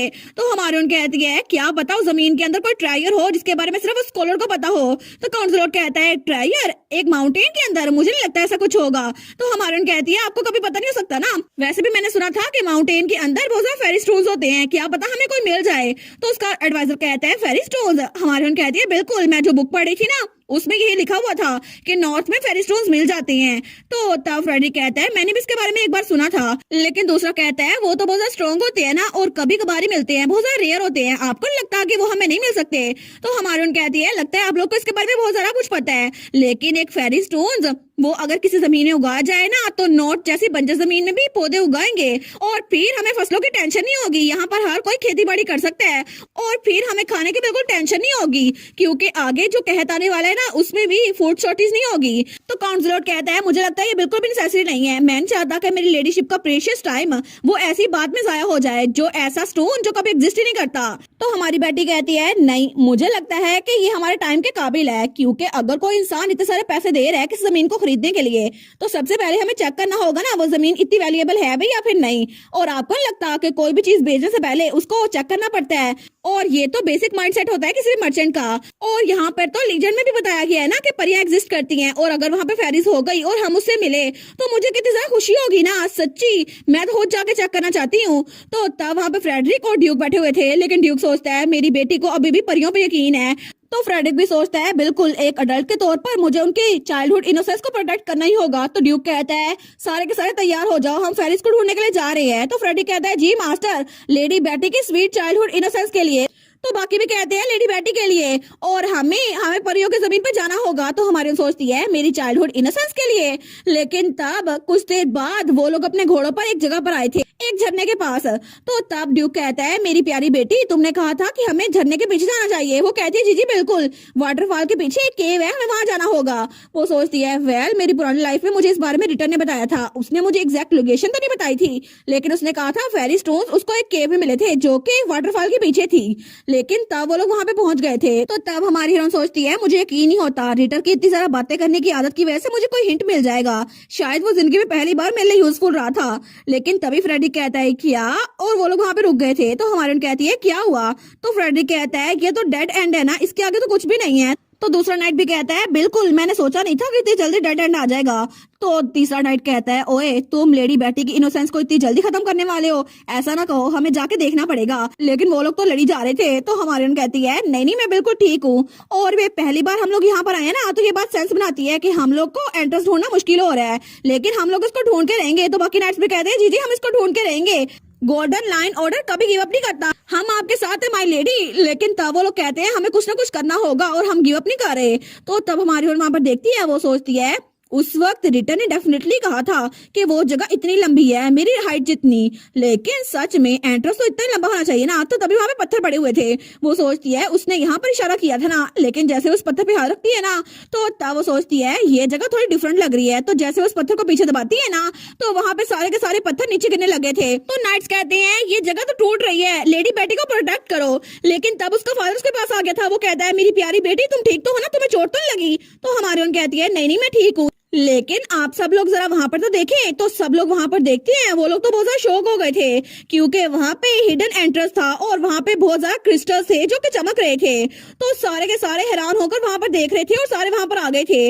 लेकिन तब वो लोग कहते हैं सच्ची ऐसा लगता है यहाँ पे कोई फेरी रहती होगी। लेकिन फ्रेडरिक सोचता है मुझे कभी लगा नहीं था कि इतनी वेस्टलैंड में ऐसी जगह होगी। लेकिन तब वो आगे बढ़ा था तो तभी वो किससे टकराता है, वो था ड्यूक। तो वो कहता है मुझे माफ कीजिएगा योर ग्रेस, लेकिन मैं देख नहीं रहा था। तो ड्यूक कहता है चुप, मुझे लगता है मुझे सामने से कुछ सेंस हो रहा है और ये तो बिल्कुल ऐसा लग रहा है जैसे कोई चीज छुपी हुई है। और तब उसका लाइन वाला ऑरा बाहर आ रहा था। तो ड्यूक कहता है एक्चुअली मुझे लगता है यहाँ पर एक नहीं बहुत ज्यादा है। और तब वो कहता है तैयारी कर लो, हमें कम्बाट करनी पड़ेगी, अगर लड़ाई का मौका मिले ना तो अपनी तलवारों को सही रखो।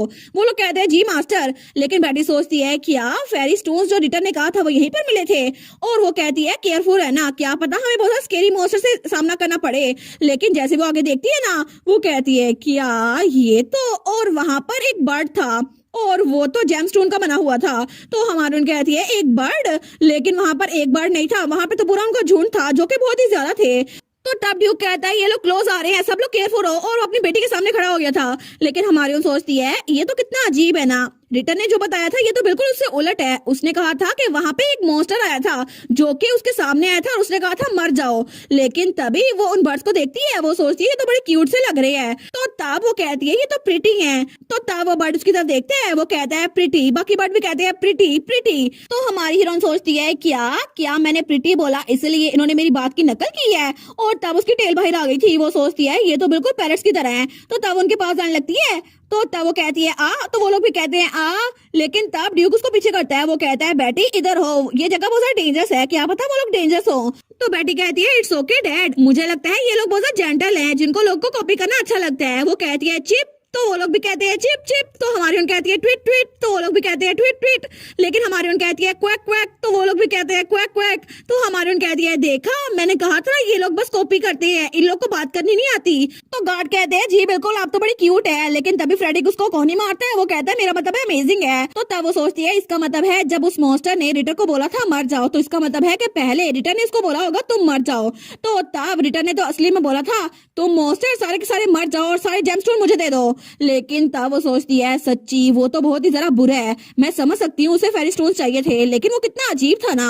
तो तब वो पंछी जो उसके सामने था ना, उसको कुछ हो रहा था। हमारी उन कहती है क्या हुआ तुम्हें, क्या तुम्हारी तबीयत ठीक नहीं है? लेकिन तभी वो गार्ड्स के आगे हो गए थे। वो कहते हैं माय लेडी प्लीज पीछे रहिए, हम आपको प्रोटेक्ट करेंगे। तो तभी हमारी उन सोचती है मुझे कुछ नजर नहीं आ रहा ये कर क्या रहा है। लेकिन तभी वो पंछी वो उल्टी करता है और उसके मुंह से एक पत्थर बाहर निकलता है।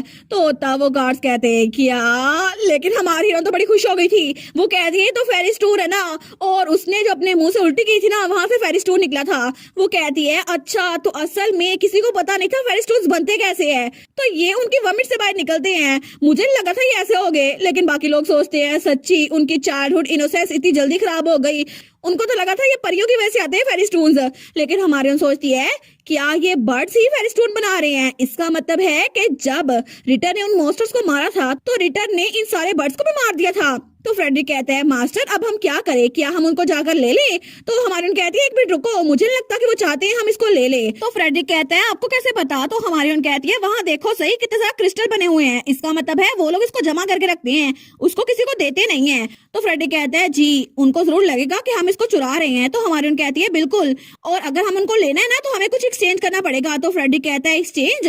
वो कहती है हाँ बिल्कुल, क्योंकि जहां तक मुझे याद है ना अगर लोगों को एक दूसरे की बात समझ नहीं आती तो वो किस चीज को एक्सचेंज करते हैं बार्गेनिंग के लिए। लेकिन तब वो कहती है बर्ड्स को क्या चीज पसंद है, उनको स्पार्कली चीजें पसंद है। तो वो इधर तो ढूंढती है। तो तब वो कहती है फादर मुझे पता चल गया, क्या आपका ये बैज मुझे थोड़ी देर के लिए मिल सकता है? तो उसका फादर कहता है हाँ हाँ इसको ले लो। तो बेटी कहती है थैंक यू, और वो बैज लेकर वहां से जा रही थी। लेकिन उसका फादर कहता है एक मिनट रुक जाओ, और उसको उठा लेता लगता है। तो वो सोचती है कुछ ज्यादा ही हो गया। तो उसका फादर उसको उन पंछियों के पास लेकर जाता है। वो कहता है मेरी प्यारी बेटी क्या इतनी डिस्टेंस ठीक है? तो बेटी कहती है जी जी बिल्कुल ये ठीक है। तो बेटी उन पंछियों को वो बैच देती है। वो कहती है ये प्रिटी है ना, तो क्या तुम लोग इसको फेरी स्टोन के साथ एक्सचेंज करोगे? लेकिन तब वो पंछी उस बैच को घूर के देखते हैं। तो हमारे सोचती है लगता है ये इंटरेस्ट दिखा रहे हैं, लेकिन तभी वो पंछी मुंह पीछे कर लेते हैं। वो सोचती है क्या इनको ये पसंद नहीं आया? वो सोचती है इसका मतलब है इनको ये पसंद नहीं आया, कोई और चीज देके देखती हूँ। तो तब उस बैच को रखती है और कोई और चीज निकालने लगती है। लेकिन वो जितनी मर्जी चीजें निकाल रही थी उन पंछी को पसंद ही नहीं आ रहा था। वो सोचती है कि यार इनको कुछ पसंद ही नहीं आया। लेकिन तब वो सोचती है पता नहीं, मैंने तो इतनी मुश्किल से कोशिश की है, पता नहीं उनको क्या चीज पसंद आएगी। तो फ्रेडरिक कहता है मास्टर हर लेडीशिप वो तो बिल्कुल आग में जल भुन रही हैं। तो ड्यूक कहता है बिल्कुल नहीं, ये तो असलान फैमिली का बिल्कुल नेचुरल टैलेंट है। वंडरफुल मेरी प्यारी बेटी। लेकिन हमारे यहाँ सोचती है मैं इतनी दूर तक आ गई और अब मैं फेरी स्टोन्स को लिए बगैर नहीं जाऊंगी, और मैं ये मेक श्योर करूंगी कि मैं ढूंढ के रहूं आखिर जेम बर्ड्स को क्या पसंद है। मेरा मर्चेंट के तौर पर एक प्राइड इस बात पर डिपेंड करता है और मैं ऐसे यहाँ से जाने नहीं वाली। और तब तो हमारी बेटी वो तो गहरी सोच में डूब गई थी। वो सोचती है पता नहीं उनको क्या चाहिए। लेकिन वो कहती है जेम बर्ड्स तुम लोगों को क्या पसंद है? तुम लोगों को तो कोई चीज अच्छी नहीं लग रही। और उसने बहुत सारी चीजें निकाल के रखी थी। वो कहती है मैं क्या करूं, पता नहीं उनको क्या चीज पसंद है। लेकिन तभी उसने जो अकाउंट जमा किए थे ना वो वाली टहनी नीचे गिरती है। तो वो जेम बर्ड उस टहनी की तरफ देखती है तो वो उस टहनी को चुगने लग गए थे। लेकिन तब वो उन अकाउंट्स को उतार रहे थे। तो हमारी उन कहती है क्या इनको ये पसंद आ गया? लेकिन तब वो सारे के सारे जेम बर्ड्स उन टहनियों को पकड़ के एक साथ लेके जा रहे थे। वो कहती है इनको अकाउंट्स पसंद है, फिर तो अच्छा हुआ ना, इसके बदले में मुझे जेमस्टोन दे दो। लेकिन तभी वो अकाउंट्स उसके सर पे मारते हैं। तो हमारी उन कहती है क्या, और उसके सर पे तो बहुत सारे अकाउंट्स गिरते हैं। वो कहती है इनको अकाउंट्स पसंद नहीं आए। लेकिन तब वो उठाने लगती है। तो तब उसका फादर कहता है नहीं नहीं मेरी प्यारी बेटी फ्लोट्स चीजें उठा के ना खाया करो। तो तब वो सोचती है ऐसा लगता है इनको अकाउंट्स ही चाहिए थे। अब मुझे ये ना बताना कि इनको असल में ब्रांचेस चाहिए थी और उनको वो ब्रांचेस बड़ी पसंद आई थी और वो तो बड़े प्राउड थे।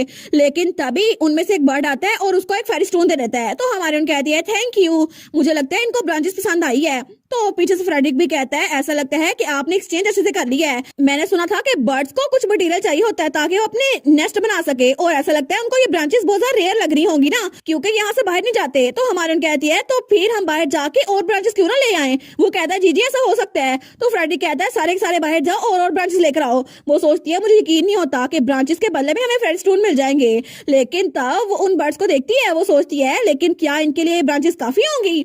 और तब कुछ घंटों बाद वो लोग फेरी स्टोन्स लेकर वहां से वापस जा रहे थे। तो हमारी बेटी तो बड़ी खुश थी। वो कहती चलो अब वापस चलते हैं। तो वो नाइट्स कहते हैं इतने सारे फेरी स्टोन हमें मिल गए हैं, इसके लिए नॉर्थ में हार्वेस्ट करना बड़ा इजी हो जाएगा। तो दूसरा कहता है जीजी माय लेडी आप तो अमेजिंग है, आपने ये सारे के सारे फेरी स्टोन्स ब्रांचेस के बदले में हमें दिला दिए हैं। वो कहती है थैंक यू। लेकिन तब वो कहती है डैड, तो उसका डैड कहता है हाँ क्या हुआ? वो कहती है क्या ये पॉसिबल है कि हम डिफरेंट वैरायटीज की ब्रांचेस ला कर दें उनको? वो कहता है क्या मतलब? वो कहती है मुझे लगता है कि उनको ये ब्रांचेस अच्छी लगी हैं, लेकिन फिर भी यहाँ पर इस दुनिया में कितने सारे ट्रीज है ना, जैसे चेस्टनट का ट्री, जेलकोवा का ट्री और पाइन ट्रीज। तो मुझे लगता है हमें उनको डिफरेंट ब्रांचेस ला के देनी चाहिए ताकि वो अपने घोंसले बना सके। इससे अच्छा लगेगा ना, वैसे भी उनकी वजह से यहाँ पे फसलें काश्त होंगी, तो अच्छा होगा ना अगर उनका घर भी अच्छा बन जाए तो। और मुझे लगता है कि हमें ये ला के देनी चाहिए। तो उसका डैड कहता है ठीक है, तुम इस बारे में फिक्र करने की जरूरत नहीं है। और तब उसके सर पे थपकी देता है। तो उसका डैड कहता है मैं बाकी के पूरे एम्पायर से भी सीड मंगवाऊंगा ताकि यहाँ पे जो दरख्त उगे ना हम उनकी ब्रांचेस उन बर्ड्स को दे सकें। तो तब दूसरा डैड कहता है लेडी बेटी का दिल कितना खूबसूरत है ना। तो एक और नाइट भी कहता है बिल्कुल, अब तो मुझे भी शर्मिंदगी हो रही है कि हमने ब्रांचेस के बदले में वो फेरी स्टोन ले लिए बिल्कुल मुफ्त में। लेकिन तब वो लोग कहते हैं माय लेडी आप तो सच में बहुत ज्यादा अच्छी हैं। तो हमारी हम सोचती है इनको लगता है कि मैं जीनियस हूँ, लेकिन मैं ऐसा कुछ भी नहीं हूँ, मुझे तो बहुत ज्यादा एम्बैरेसमेंट फील हो रहा है। लेकिन वो कहते हैं आप तो एक लकी लीडर है जो कि हमें आसमान से मिली है। तो हमारी उन कहती है लकी लीडर?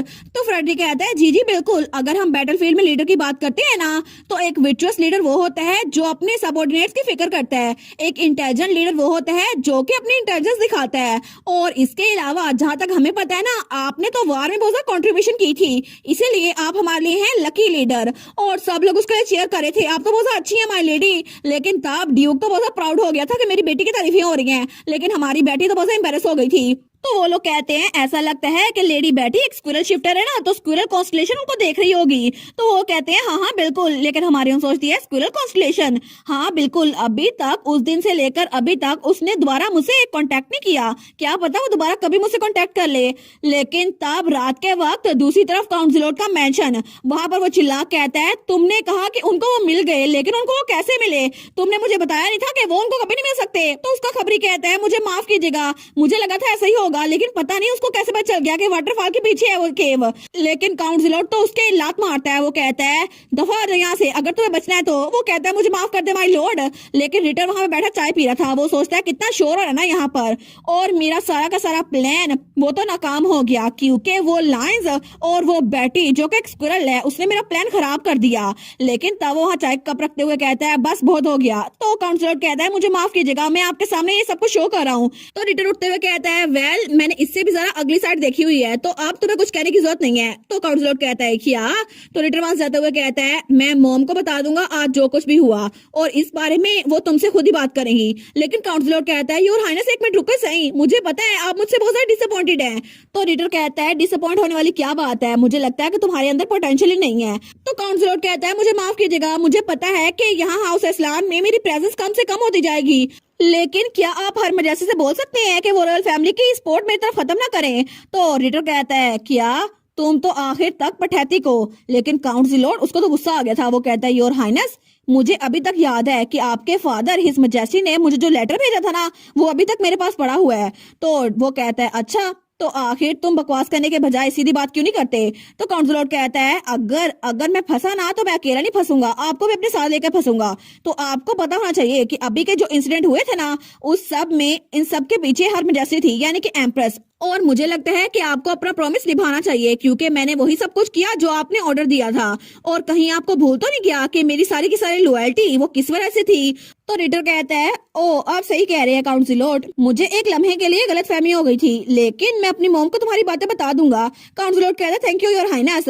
लेकिन तब वो सोचता है सच में ऐसे लोग को धमका के रखना चाहिए। वो कहता है योर हाइनेस प्लीज आराम से जाइएगा। तो रिटर भी कहता है आप भी अच्छी हेल्थ में रहिएगा जब तक हम दोबारा नहीं मिलते काउंसिलर। लेकिन जैसे वो अपने कमरे में आता है ना उसका तो बिल्कुल और ही बदल गया था। वो सोचता है लॉयल्टी, इसको लगता है ये हमारे साथ लॉयल है, ये तो बिल्कुल बेकार है। अब मैं अपनी मॉम को जाके बताऊंगा कि आखिर हमें काउंसिलर से भी छुटकारा हासिल करना पड़ेगा। इसकी हिम्मत कैसे हुई कि अपने मास्टर को पहचान ही रहा, आखिर इसकी हिम्मत कैसे हुई कि ये मुझे धमकाए, आखिर इसको भूल कैसे गया कि मैं इसका मास्टर हूँ। लेकिन ऐसा लगता है कि इसका रास्ता भी साफ करना पड़ेगा, क्योंकि ये हमें बहुत ज्यादा तंग करने लग गया है।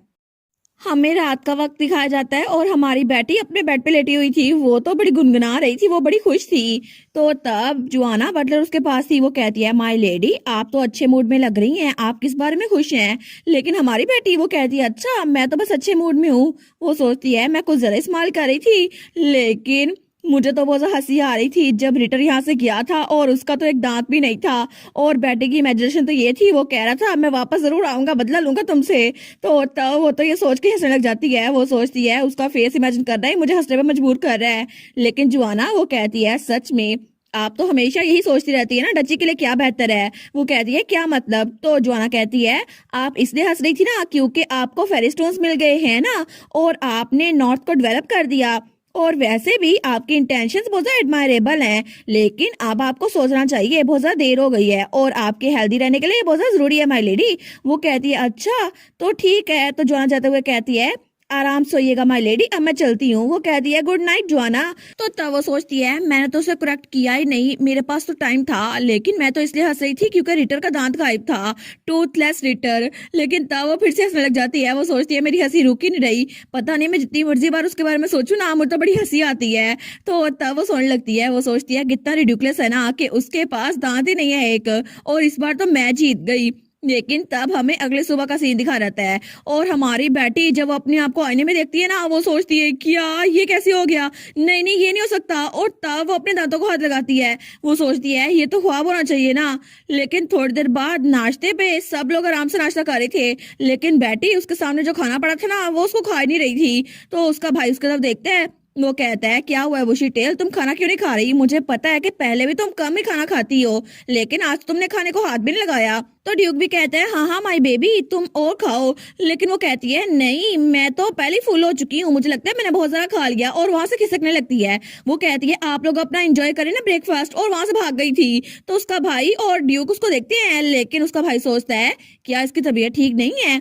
लेकिन थोड़ी देर बाद हमारी हीरोइन अपने कमरे में आ गई थी। वो सोचती है मैं तो पकड़ी जाने वाली थी ना, लेकिन तभी वो अपना रूप चेंज करती है और गिलहरी वाली शेप में आ गई थी। वो सोचती है इंसानी शक्ल में रहना बहुत ज्यादा मुश्किल होगा मेरे लिए, और इस तरह मैं लोगों को अवॉइड नहीं कर सकती, लेकिन मुझे स्क्विरल बन के रहना होगा। तो तब वो मिरर के पास जंप करती है। वो कहती है मुझे एक बार फिर से चेक करने दो, लेकिन जब वो अपने आप को आईने में देखती है ना, वो सोचती है मुझे मिस्टेक नहीं हुई थी, अब तो मैं बिल्कुल जागी हुई हूँ ना, प्लीज प्लीज ये मिस्टेक हो ना। लेकिन जैसे वो अपने दांत को चेक करती है ना, तो उसका दांत थोड़ा थोड़ा हिल रहा था। वो सोचती है ये तो फिर से वही है, अब मेरा दांत टूट गया तो मैं भी रिटर की तरह बन जाऊंगी। अभी रात को मैं उसका मजाक उड़ा रही थी, लेकिन देखो ना मेरे साथ भी वही हुआ है, अब मेरा भी दांत हिल रहा है, मुझे सच में बहुत ज्यादा शर्मिंदगी हो रही है। वो सोचती है अगर मेरा दांत टूट गया ना, मैं भी रीडर की तरह रिडिकुलस लग जाऊंगी, और फिर हर कोई मुझे अवॉइड करेगा।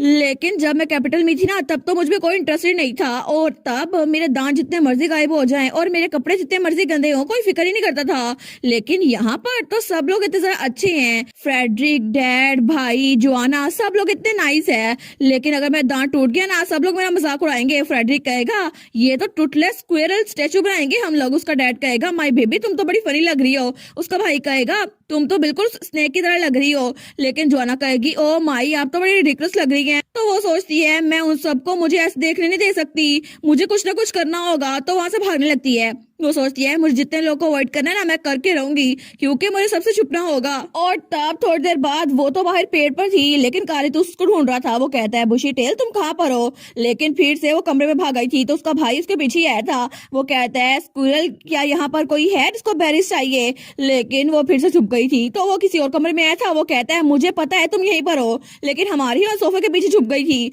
वो कहता है कि वो यहाँ पर भी नहीं है, मुझे लगा था वो यहाँ पर है, लेकिन हमारी और उसको छुप कर देख रही थी। तो तभी वो वहां से जंप करती है और भागने लगती है। वो सोचती है मुझे लगा था इस बार वो मुझे पकड़ने वाला है, लेकिन अच्छा हुआ ना उसने अभी तक मुझे देखा नहीं। तो तब वो गहरी सांस लेती है, लेकिन तभी उसे आवाज आती है बुशी टेल क्या तुम बिजी हो? वो कहती है कुक कुक नहीं नहीं मैं तो तुम्हें अवॉइड करने की कोशिश कर रही थी काली दोस्त। लेकिन तभी वो सोचती है क्या उसने मुझे पकड़ लिया? तो तब वो फ्रीज हो गई थी। तो उसका भाई कहता है देखा मुझे फाइनली तो मिल ही गई बुशी टेल।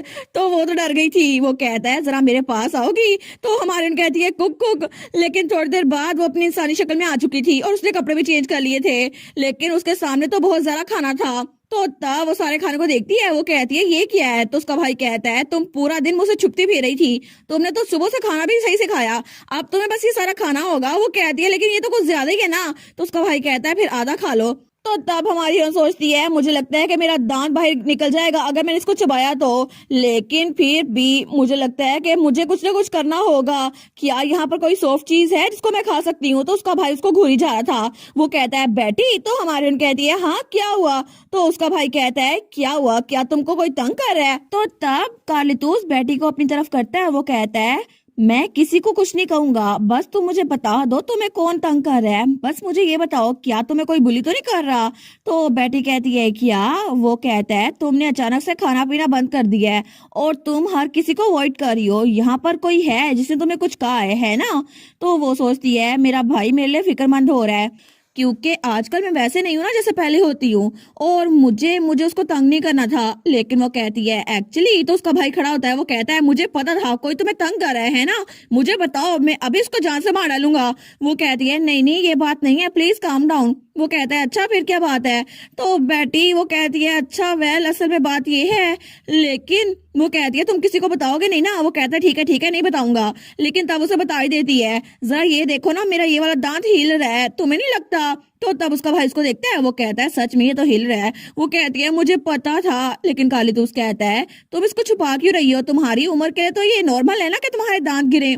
वो कहती है नहीं नहीं लेकिन ये बहुत ज्यादा रिडिकुलस है ना, तुम्हें पता है कितना फनी लगेगा, क्योंकि रिटर भी कितना फनी लग रहा था। तो कालीतूस कहता है लेकिन वो तो अपना दांत खोने से पहले भी बड़ा फनी था। तो तब वो कहता है मुझे एक बार देखने दो ना, मैं इसको एक बार टच करूंगा और देखता हूँ ना तुम्हारा दांत कितना हिल रहा है। वो कहती है बिल्कुल नहीं, तुम स्ट्रांग हो, अगर तुमने इसको हाथ लगाया और ये टूट गया तो उसका भाई कहता है प्लीज मैं थोड़ा आराम से करूंगा ना, मुझे बस एक बार देखना है, please come on bushy tail. तो तब तो वो चमक रहा था, वो सोचती है नहीं नहीं मैं इसको मना नहीं कर सकती। तो वो कहती है ठीक है लेकिन केयरफुली करना, ठीक है, अगर मेरा दांत गिर गया ना तो फिर मैं बहुत ज्यादा अपसेट हो जाऊंगी। वो कहता है मैं प्रॉमिस करता हूँ। तो तब कालीतोस ने उसके दांत पे उंगली रखी थी। तो कालीतोस सोचता है मुझे पता था कि स्क्विरल वाली फॉर्म में इसके दांत बहुत ज्यादा छोटे होते हैं, लेकिन इंसानी शक्ल में भी इसके दांत बहुत ज्यादा छोटे हैं और अगर मैं केयरफुल ना रहा ना तो ये नीचे गिर जाएगा। लेकिन तभी दरवाजे पे दस्तक होती है और तभी गलती से कालीतोस वो को ज्यादा जोर लगा लेता है और बेटी का दांत वो टूट गया था। तो तब वो अपना हाथ पीछे करता है और थोड़ा सा शौक हो गया था, लेकिन बेटी वो कहती है क्या हुआ तुम्हें, और उसका एक दांत टूट चुका था। वो कहती है कार्ल क्या हुआ, लेकिन थोड़ी देर बाद जब उसको पता चला था ना तो कालीतोस से माफी मांग रहा था। वो कहता है बुशी टेल मुझे माफ कर देना, मेरी गलती थी, प्लीज मुझ पे गुस्सा ना होना। और वो तो बड़ा नर्वस भी था, लेकिन हमारी हीरोइन तो मुंह फुला के बैठी हुई थी। तो वहां पे उसका फादर भी आ गया था। वो कहता है मुझे लगता है कि उसका ऐसा मूड कुछ टाइम तक रहेगा। तो कालीतोस कहता है फादर अगर बुशी टेल ने कभी मुझसे बात ना की फिर तो हमारी हीरोइन को तो गुस्सा आ रहा था, लेकिन उसका डैड कहता है फिर अच्छी बात है ना, वो सिर्फ मुझसे बात करेगी। तो कालीतोस तो कुछ बोल ही नहीं पाता, लेकिन तब हमारे सोचती है मुझे पता है ये बेबी टूट था ना, बाहर निकलना ही था, लेकिन अचानक से उसने मुझे कहा था कि वो नीचे नहीं गिराएगा, लेकिन उसने मेरा दांत निकाल दिया। आखिर वो मेरे साथ ऐसे कैसे कर सकता है, मैंने उसे कितनी बार कहा था केयरफुल रहना। लेकिन तब उसका फादर वहां पर आता है। वो कहता है मेरी प्यारी बेबी तुम अपसेट हो ना, मैं तुम्हें एक कहानी बताता हूँ। वो कहती है सच्ची एक कहानी। तो उसका फादर कहता है बिल्कुल, तुम्हें पता है ना इस दुनिया में बहुत सारी फेरीज रहा करती हैं और उनमें से एक फेरी वो है टूथ फेरी जो कि बच्चों के दांत लेकर जाती है जब वो गिर जाते हैं। वो कहती है सच्ची। तो उसका फादर कहता है बिल्कुल, और पुराने वक्तों से ये बात कही जाती है जब किसी बच्चे का दांत गिरता है ना तो अगर वो बच्चा उसको अपने पिलो के नीचे रखे ना तो टूथ फेरी उसको ले जाती है और वापस भी उसको कोई ना कोई चीज देती है ग्रेटिट्यूड के तौर पर, शायद कोई सोने का सिक्का भी दे सकती है। तो बेटी कहती है मैंने भी इसके बारे में बुक में पढ़ा था। तो उसका फादर कहता है ना, क्योंकि ये जेंडरी फेरी स्टोन्स ये बिल्कुल असल होती हैं, तो मुझे लगता है ये टूथ फेरी भी असल होंगी, ठीक है। और तब उसके सर पे रखते हुए कहता है तुम अपने दांत को तकिए के नीचे छोड़ देना, क्योंकि क्या पता कोई फेरी आए और तुम्हारे दांत को ले जाए, मैं श्योर हूँ कि रात को कुछ अच्छा हो जाएगा। तो बेटी भी खुश हो गई थी। वो कहती है ठीक है फादर, फिर मैं भी इसको ट्राई करूंगी। और रात के वक्त उसने अपना दांत तकिए के नीचे रख दिया था। वो कहती है मैं उम्मीद करती हूँ टूथ फेरी आएगी और मेरा दांत ले जाएगी।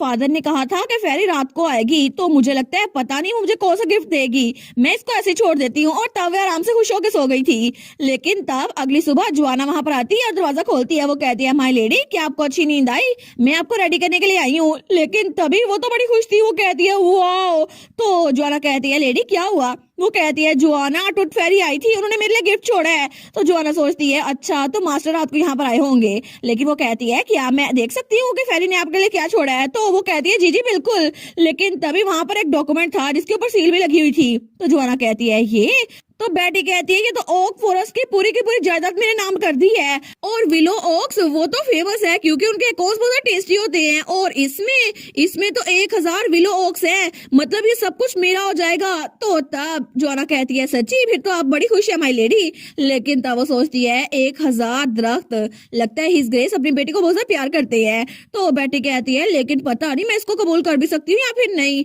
वैसे भी ये गिफ्ट बहुत ज्यादा है एक दांत के बदले में। मुझे लगता है कि जैम बर्ड्स और टूथ फेरी दोनों बहुत ज्यादा अच्छे हैं और मैं उनसे प्रॉफिट कमा रही हूँ। तो जोआना कहती है नहीं प्रॉफिट ऐसा कुछ नहीं है, मैंने सुना था कि बेबी टूथ की वैल्यू बहुत ज्यादा होती है और शेप शिफ्टर के बेबी टूथ की तो बहुत ही ज्यादा होती है, तो ये उनके लिए रेयर आइटम होगा। वो सोचती है मैं अपने मास्टर के एफर्ट्स को वेस्ट में जाने दे सकती। तो बेटी कहती है अच्छा ये बात है, तो फिर मेरा टूथ बिल्कुल रेयर आइटम होगा। मुझे लगता है ये रीजनेबल डील थी। लेकिन वो कहती है आखिर कौन सी फेरी ऐसे काम करती है, वो डॉक्यूमेंट पे सील भी लगी हुई है। तो जोआना कहती है वेल क्या पता उनके पास कोई चीज हो जिसकी वजह से उन्होंने ये सब कुछ किया हो। तो हमारी कहती है फिर तो ये अच्छी बात है ना। तो तब जोआना कहती है ठीक है मैं आपको रेडी करती हूँ और फिर आप ब्रेकफास्ट भी खाएंगे, ठीक है। वो कहती है हाँ बिल्कुल। तो जोआना कहती है हिज ग्रेस ने स्पेशली आपके लिए खाना प्रिपेयर करवाया है। वो कहती है फिर तो मैं पेट भर के खाना खाऊंगी। और तब थोड़ी देर बाद हमारी हीरो अपनी गुलहरी वाली फॉर्म में थी। वो सोचती है चलो कम अज कम मैंने खाना तो पेट भर के खा लिया ना, और अब तो मेरा दांत गिरने का भी कोई खतरा नहीं है। और तब वो बाहर पेड़ पर आई हुई थी। वो सोचती है मौसम भी कितना अच्छा है ना, मुझे तो नींद आ रही है। और तभी वो तो वहां पे बिल्कुल आराम सो गई थी। वो कहती है मैं थोड़ी सी नैप ले लेती हूँ। लेकिन तब थोड़ी देर बाद वहां पे कोई आया था। वो कहता है मुझे पता था तुम मुझे यहीं पे मिलोगी स्टार। और वो था फर्स्ट प्रिंस, जो कि नीचे खड़ा हुआ उसको देख रहा था। लेकिन तभी वो पेट पे हाथ रखता है। वो सोचता है उसने कहा था उसको ऐसे ट्रीज पसंद है क्योंकि उसको इस ट्री की सर्कमफ्रेंस बहुत ज्यादा पसंद है। और उसे याद आता है जब हमारी बेटी कैपिटल में थी ना, तो उसने बताया था एक ट्री उसकी सर्कमफ्रेंस बहुत ज्यादा इंपॉर्टेंट होती है, वहां पे सनलाइट आती है या फिर नहीं, उसकी टहनियां कितनी मोटी हैं कितनी पतली हैं, और वो सोने के लिए परफेक्ट है या फिर नहीं। इसलिए मुझे उसको चूज करना अच्छा लगता है। और जो मोटे वाले दरख्त होते हैं ना, मुझे वो बड़े अच्छे लगते हैं, और इसीलिए वहां पे सनलाइट भी अच्छी आती है, तो मैं आराम से वहां पे सो जाती हूँ। तो तब एटल उसकी सारी बातें सुन रहा था। वो सोचता है उस वक्त भी मुझे लगा था वो बड़ी शरारती बच्ची है, लेकिन उसको ट्रीज पे सोना पसंद है। तो तब वो मैजिक के जरिए ऊपर आ जाता है और उसको सोता हुआ देखता है। वो कहता है किसे लगा था ये सोते हुए इतनी क्यूट लगती है, तुम तो बहुत ज्यादा क्यूट हो लिटिल स्टार। लेकिन तभी वो कहता है मुझे माफ करना तुम्हारी नींद में तुम्हें डिस्टर्ब करने के लिए, लेकिन मुझे रास्ते में कोई चीज मिली थी जो मुझे लगा तुम पे अच्छी लगेगी। और तब वो एक रुमाल निकालता है। वो कहता है ये बहुत छोटी सी चीज है, लेकिन प्लीज मेरे गिफ्ट को एक्सेप्ट कर लो। और उसके ऊपर वो रुमाल दे देता है, जो कि उसके लिए बिल्कुल चादर का काम कर रहा था, और उसके ऊपर एक गुलहरी बनी हुई थी। लेकिन तब उसको देखते हैं। वो कहता है सच में ये तो मैंने जितना एक्सपेक्ट किया था ना, उससे भी ज्यादा अच्छा लग रहा है। लेकिन तब तो उसको बड़े प्यार से देख रहा था। वो सोचता है मेरे लिटिल स्टार को ये अच्छा लगेगा, है ना। लेकिन तभी थोड़ी देर बाद शाम का वक्त था और हमारी हीरोइन की नींद खुलती है।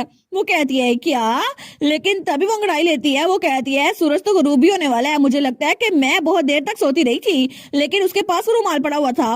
वो कहती है ये रुमाल ये कहीं काल तो नहीं छोड़ के गया। लेकिन वो उसको ट्रैक करती है, उसको स्मेल करती है। वो सोचती है ये कौन छोड़ के गया, तो तभी उसको पता चल जाता है। वो कहती है कहीं ये वही तो नहीं। और दूसरी तरफ फर्स्ट प्रिंस वो वहां से जा रहा था और उसने अपनी आंखों पे पट्टी भी बांध दी थी। लेकिन तब वो पीछे से उसे बुलाती है प्रिंस एटर, तो वो वहीं पे रुक जाता है। वो जल्दी से वहां भाग के आती है। वो कहती है प्रिंस एटर क्या आप आज ही वापस आए हैं। वो कहता है हाँ हाँ बिल्कुल, मैं तो ड्यूक और काल से मिलकर अभी वापस आया हूँ। वो सोचता है मुझे तो लगता था वो मुझे डांट रहे थे, उन दोनों ने कहा था तो वापस क्यों आ गए हो, कैपिटल क्यों नहीं गए। लेकिन तब वो कहता है मैं तो आपसे मिलने के लिए भी आ रहा था माई लेडी। वो कहती है लेकिन तुम तो पहले मिल चुके हो ना, और ये देखो तुमने मुझे गिफ्ट दिया था, है ना। और बेटी ने वो रुमाल अपने हाथ में बांध लिया था, जो कि बड़ा क्यूट लग रहा था। तो वो कहता है अच्छा लेकिन आपको कैसे पता, क्या आप उठी हुई थी। वो कहती है नहीं नहीं, मेरी सेंस ऑफ स्मेल बड़ी शार्प है, क्योंकि मैं स्क्विरल हूं ना इसीलिए, और मैं स्मेल कर सकती हूँ ये तुम थे, क्योंकि इसकी स्मेल बड़ी नाइस थी। वो कहता है अच्छा नाइस स्मेल। वो कहता है आपको मेरा गिफ्ट कैसा लगा, मुझे लगा था शायद आपको पसंद आएगा। वो कहती है मुझे तो ये बहुत ज्यादा पसंद आया, देखो ना कितना अच्छा लग रहा है। तो बेटी सोचती है चूंकि किंग ने यहाँ पर इसको जानबूझ के भेजा था, इसको फोर्स करके भेजा था, तो मुझे लगा था इसका सफर आसान ही रहा होगा, लेकिन ये मेरे लिए प्रेजेंट लेकर आया, मुझे सच में ये बड़ा पसंद आया। वो कहती है प्रिंस रिटर एक्चुअली आपको ये कुछ चाहिए, अगर चाहिए तो मुझे बता दें। वो कहता है नहीं नहीं, मैंने आपको गिफ्ट इसलिए तो नहीं दिया था कि मुझे भी आप बदले में गिफ्ट दे। वो कहती है फिर भी अगर आपको कुछ चाहिए ना मुझे बता दे प्लीज, मुझे कुछ भी बताए, मैं कुछ भी करूंगी। वो कहता है सच में, लेकिन तब वो तो जगमगा रही थी। वो सोचता है मैं इसको ना नहीं बोल सकता।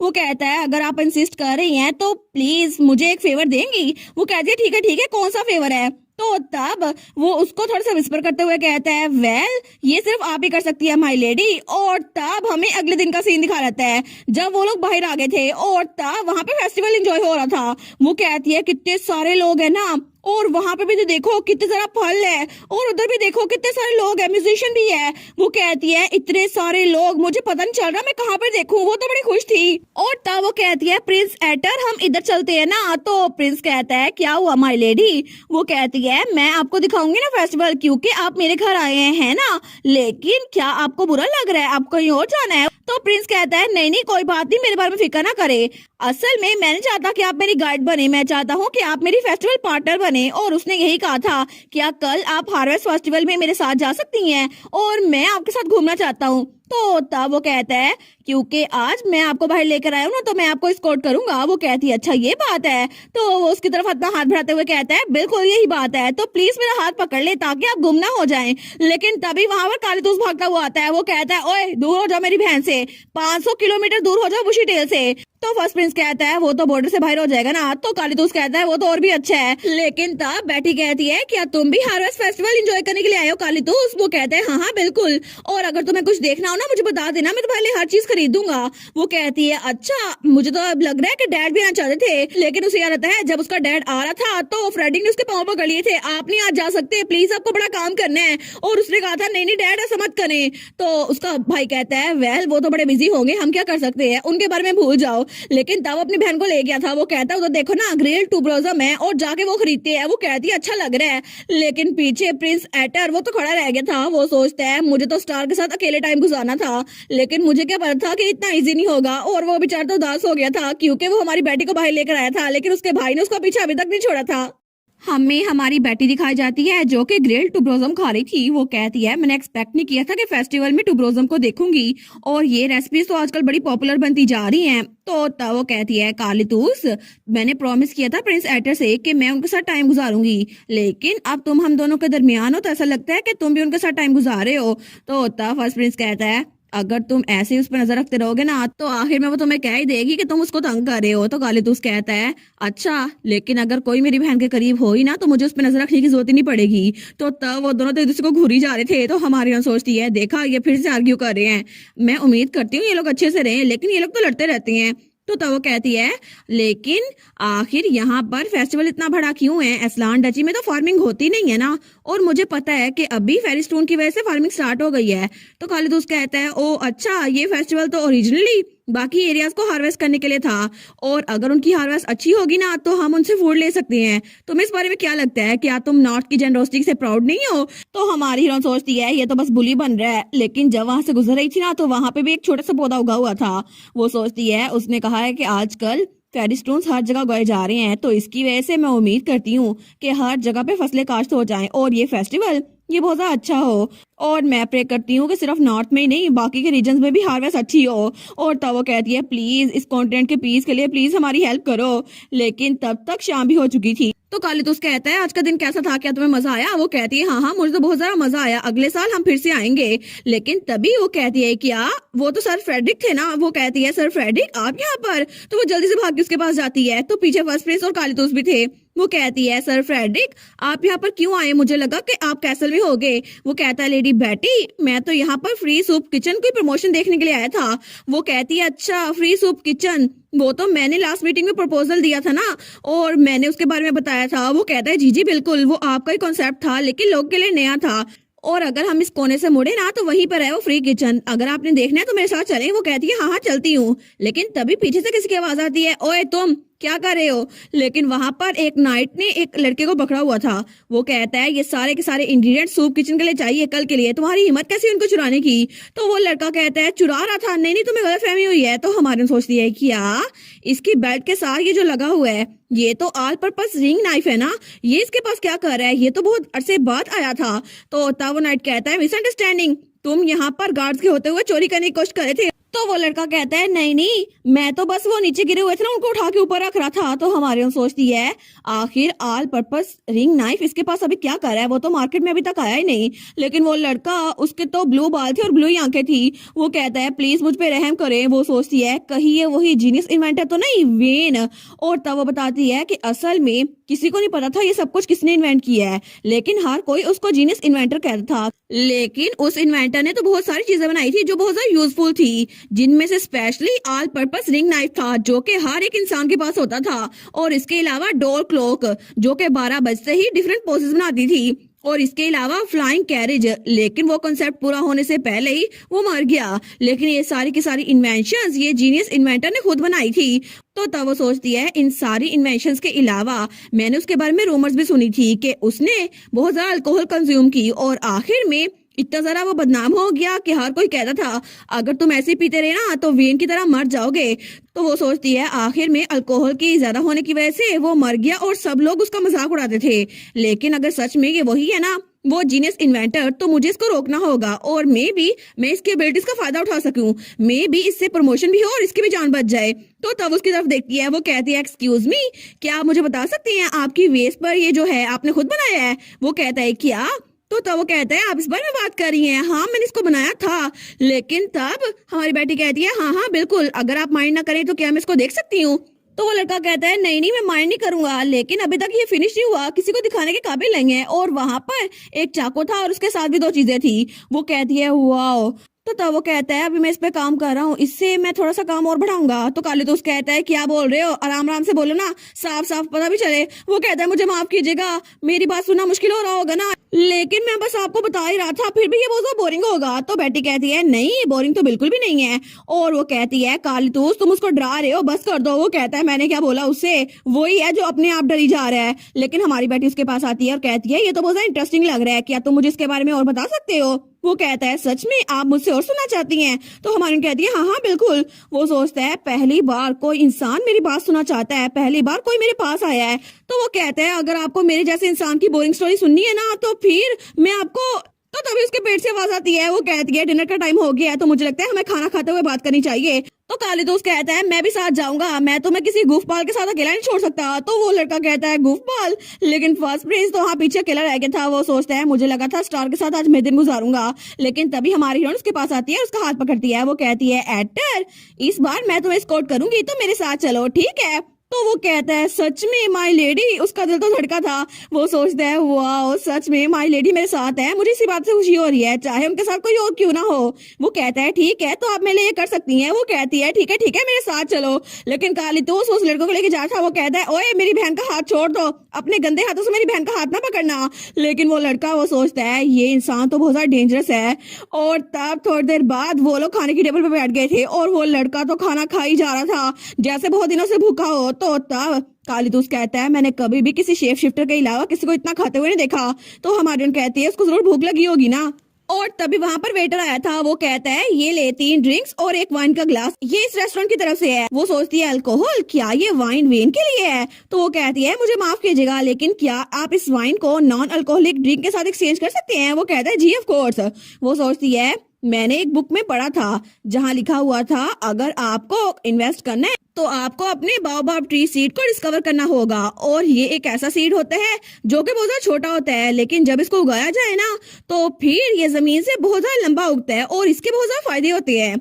और ये एग्जाम्पल तो मेटाफर के तौर पे इस्तेमाल की जाती है ताकि कोई बहुत ज्यादा ब्रिलियंट हो ना तो उसको हम लोग जाया ना करे। और मैं भी चाहती हूँ कि ये इन्वेंशन करता रहे लेकिन अपने आप को अल्कोहल में कंज्यूम ना कर ले। तो तब वो कहता है मुझे पता था। तो बेटी कहती है क्या?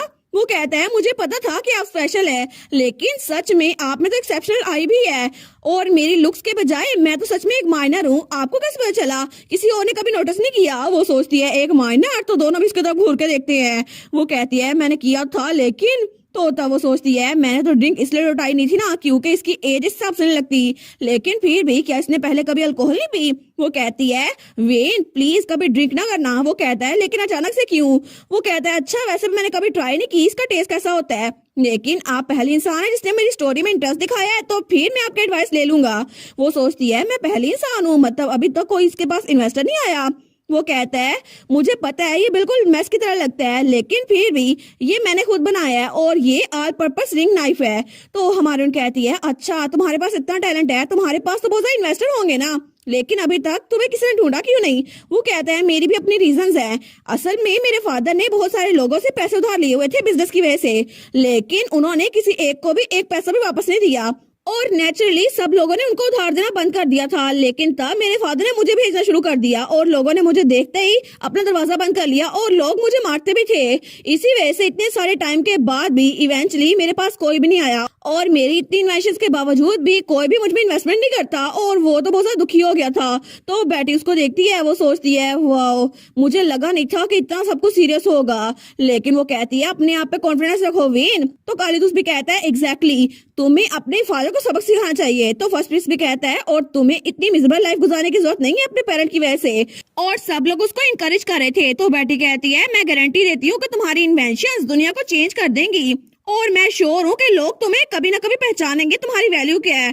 तो उसकी आंखों में तो आंसू आ गए थे, वो तो रोना शुरू कर देता है। वो कहती है ठीक है दुखी ना हो, अपने आप पे कॉन्फिडेंट रखो। वो कहता है थैंक यू, मुझे पता है कि मेरी इन्वेंशन बहुत ज्यादा अच्छी है, लेकिन मुझे कभी भी अपने आप पे इतना कॉन्फिडेंस नहीं था। थैंक यू सो मच मुझे ये बताने के लिए। और वो तो रोना शुरू कर देता है। तो हमारी हीरोइन का भाई कहता है, ओए बुशी टेल, तुमने उसको रुला दिया। वो कहती है कि यार लेकिन मैंने तो उसको बताया उसकी इन्वेंशन कितनी ज्यादा अच्छी है। वो कहती है ये लो टिश्यू ले लो ना, प्लीज रो मत।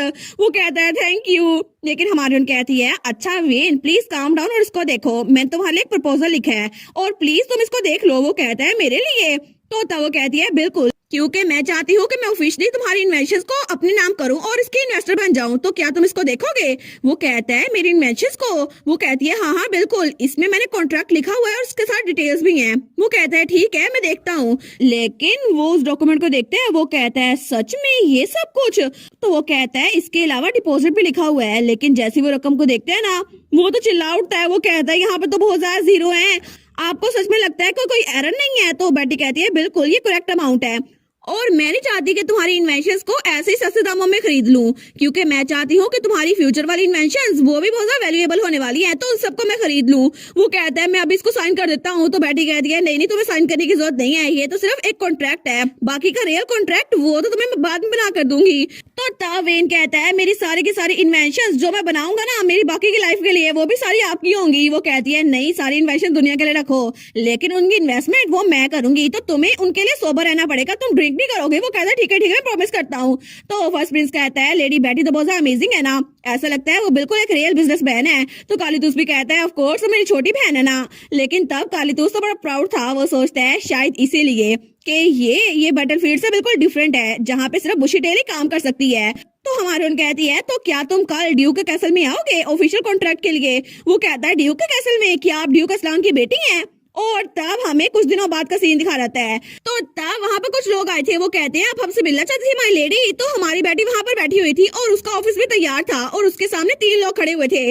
वो कहती है जी थैंक यू सो मच यहाँ पर गैदर होने के लिए, और मैं जानती हूँ सब लोग बहुत ज्यादा बिजी हैं। और वहाँ पे एक लाल बालों वाली लड़की थी जो कि रोब्स का काम करने में बड़ी एक्सेप्शनल थी और उसको मैक्रेमे बनाने के लिए रखा था, और शेफ था जो कि ज्यादातर टुब्रोजम की डिशेस बनाता था, और इसके अलावा वेन था जो कि उसका लास्ट बायोबाब ट्रीट था क्योंकि उसने सारी इन्वेंशंस करनी थी। तो हमारे सोचती है और आखिर में ये मैं हूँ जिसकी वजह से ये सारा प्लान काम करेगा और मैं श्योर हूँ कि हमारी टीम बेस्ट होगी। तो वो कहती है सब लोग उसको देखते हैं। वो कहती है क्या तुम लोग मेरे साथ बिजनेस स्टार्ट करना चाहोगे?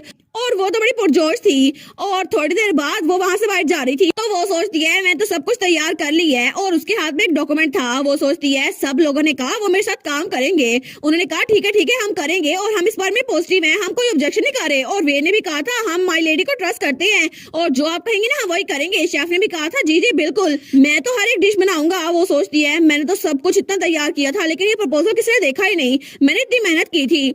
लेकिन तब वो सोचती है ठीक है मैं ये मेहनत बेकार नहीं जाने दूंगी क्योंकि मुझे ये फादर को दिखाना होगा और मेरे पास सारा का सारा टैलेंट है जो मुझे चाहिए था। और अभी बस सबसे ज्यादा इंपॉर्टेंट चीज है। और तब एक दरवाजे के सामने रुकती है। वो कहती है मुझे इन्वेस्टमेंट चाहिए होगी और वो मैं फादर से लूंगी। ठीक है तो ठीक है बेटे अरसलान, अपने आप को प्रिपेयर कर लो क्योंकि तुम फादर से इन्वेस्टमेंट लेने के लिए आई हो। तो तब थोड़ी देर बाद जैसे वो कमरे में आई थी ना, वो कहती है एक्सक्यूज मी फ्यूचर इन्वेस्टर, मैं यहाँ पर आई हूँ तो क्या मेरे बिजनेस प्लान को 1 मिनट के लिए रिव्यू कर सकते हैं? तो वहाँ पे फ्रेडरिक और ड्यूक था। ड्यूक कहता है बिजनेस प्लान? वो कहती है जी ये प्लान है मेरा बिजनेस शुरू करने का क्योंकि मैं टॉप मास्टर बनने वाली हूँ असलान फैमिली की। तो वो कहता है अच्छा तुमने इसको तैयार किया तो मैं इसको देख लेता हूँ। तो बेटी तो बड़ी खुश थी कि मेरे डैड को पसंद आ जाए। तो उसका डैड कहता है ठीक है तुम्हारी टारगेट ऑडियंस वो भी सेट है। तो तब फ्रेडरिक कहता है इसके अलावा सारे फैक्टर्स भी लिखे हुए हैं और इसके अलावा बाकी बिजनेस के बारे में भी लिखा हुआ है। वो कहती है जी बिल्कुल, और अगर आप इन्वेस्टमेंट करने में इंटरेस्टेड है ना तो वो कोई चीज ढूंढती है अपने बैग में से।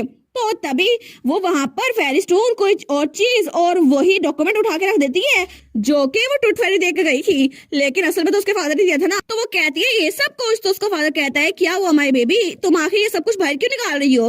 वो कहती है ये सारी की सारी चीजें मैं आपके पास सिक्योरिटी के तौर पर रख रही हूँ क्योंकि आप मेरे इन्वेस्टर होने वाले हैं। तो उसका फादर कहता है सिक्योरिटी? तो बेटी कहती है जी बिल्कुल, क्या मुझे फ्यूचर में आप इन्वेस्टमेंट करेंगे क्योंकि मैं चाहती हूँ आप मेरी इन्वेस्टर बने। वो सोचती है वाइकाउंट की फैमिली की वेल्थ वो तो सारी मेरी आंट ने ले ली, अब मेरे पास कोई पैसे नहीं है और अगर मुझे डिपॉजिट चाहिए ना तो बिजनेस के लिए मुझे अपने फादर से पैसे उधार लेने पड़ेंगे। लेकिन वो सोचती है पता नहीं वो मुझे इन्वेस्टमेंट देंगे या फिर नहीं, लेकिन अगर हो सका तो मैं फ्यूचर में उनको लौटा दूंगी, लेकिन क्या पता वो मेरी बात मान जाए ना। और तब अपनी चीजों को देखती है। वो सोचती है ये सिर्फ थोड़ी देर के लिए गुड बाय बोल रही हूँ, मैं तुम लोग को वापस ले लूंगी, मैं प्रॉमिस करती हूँ मैं जल्दी वापस आऊंगी। लेकिन तभी उसका फादर वो कहता है अच्छा, और एक बॉक्स खोलते हुए कहता है तुम सही इन्वेस्टर के पास आई हो, और तब उसको एक की देता है जिसके अंदर हीरा लगा हुआ था। वो कहता है इसको ले लो, ये वेयर हाउस की है। वो कहती है सच में? तो उसका फादर कहता है बिल्कुल, तुम जितना चाहो गोल्ड कॉइन ले सकती हो।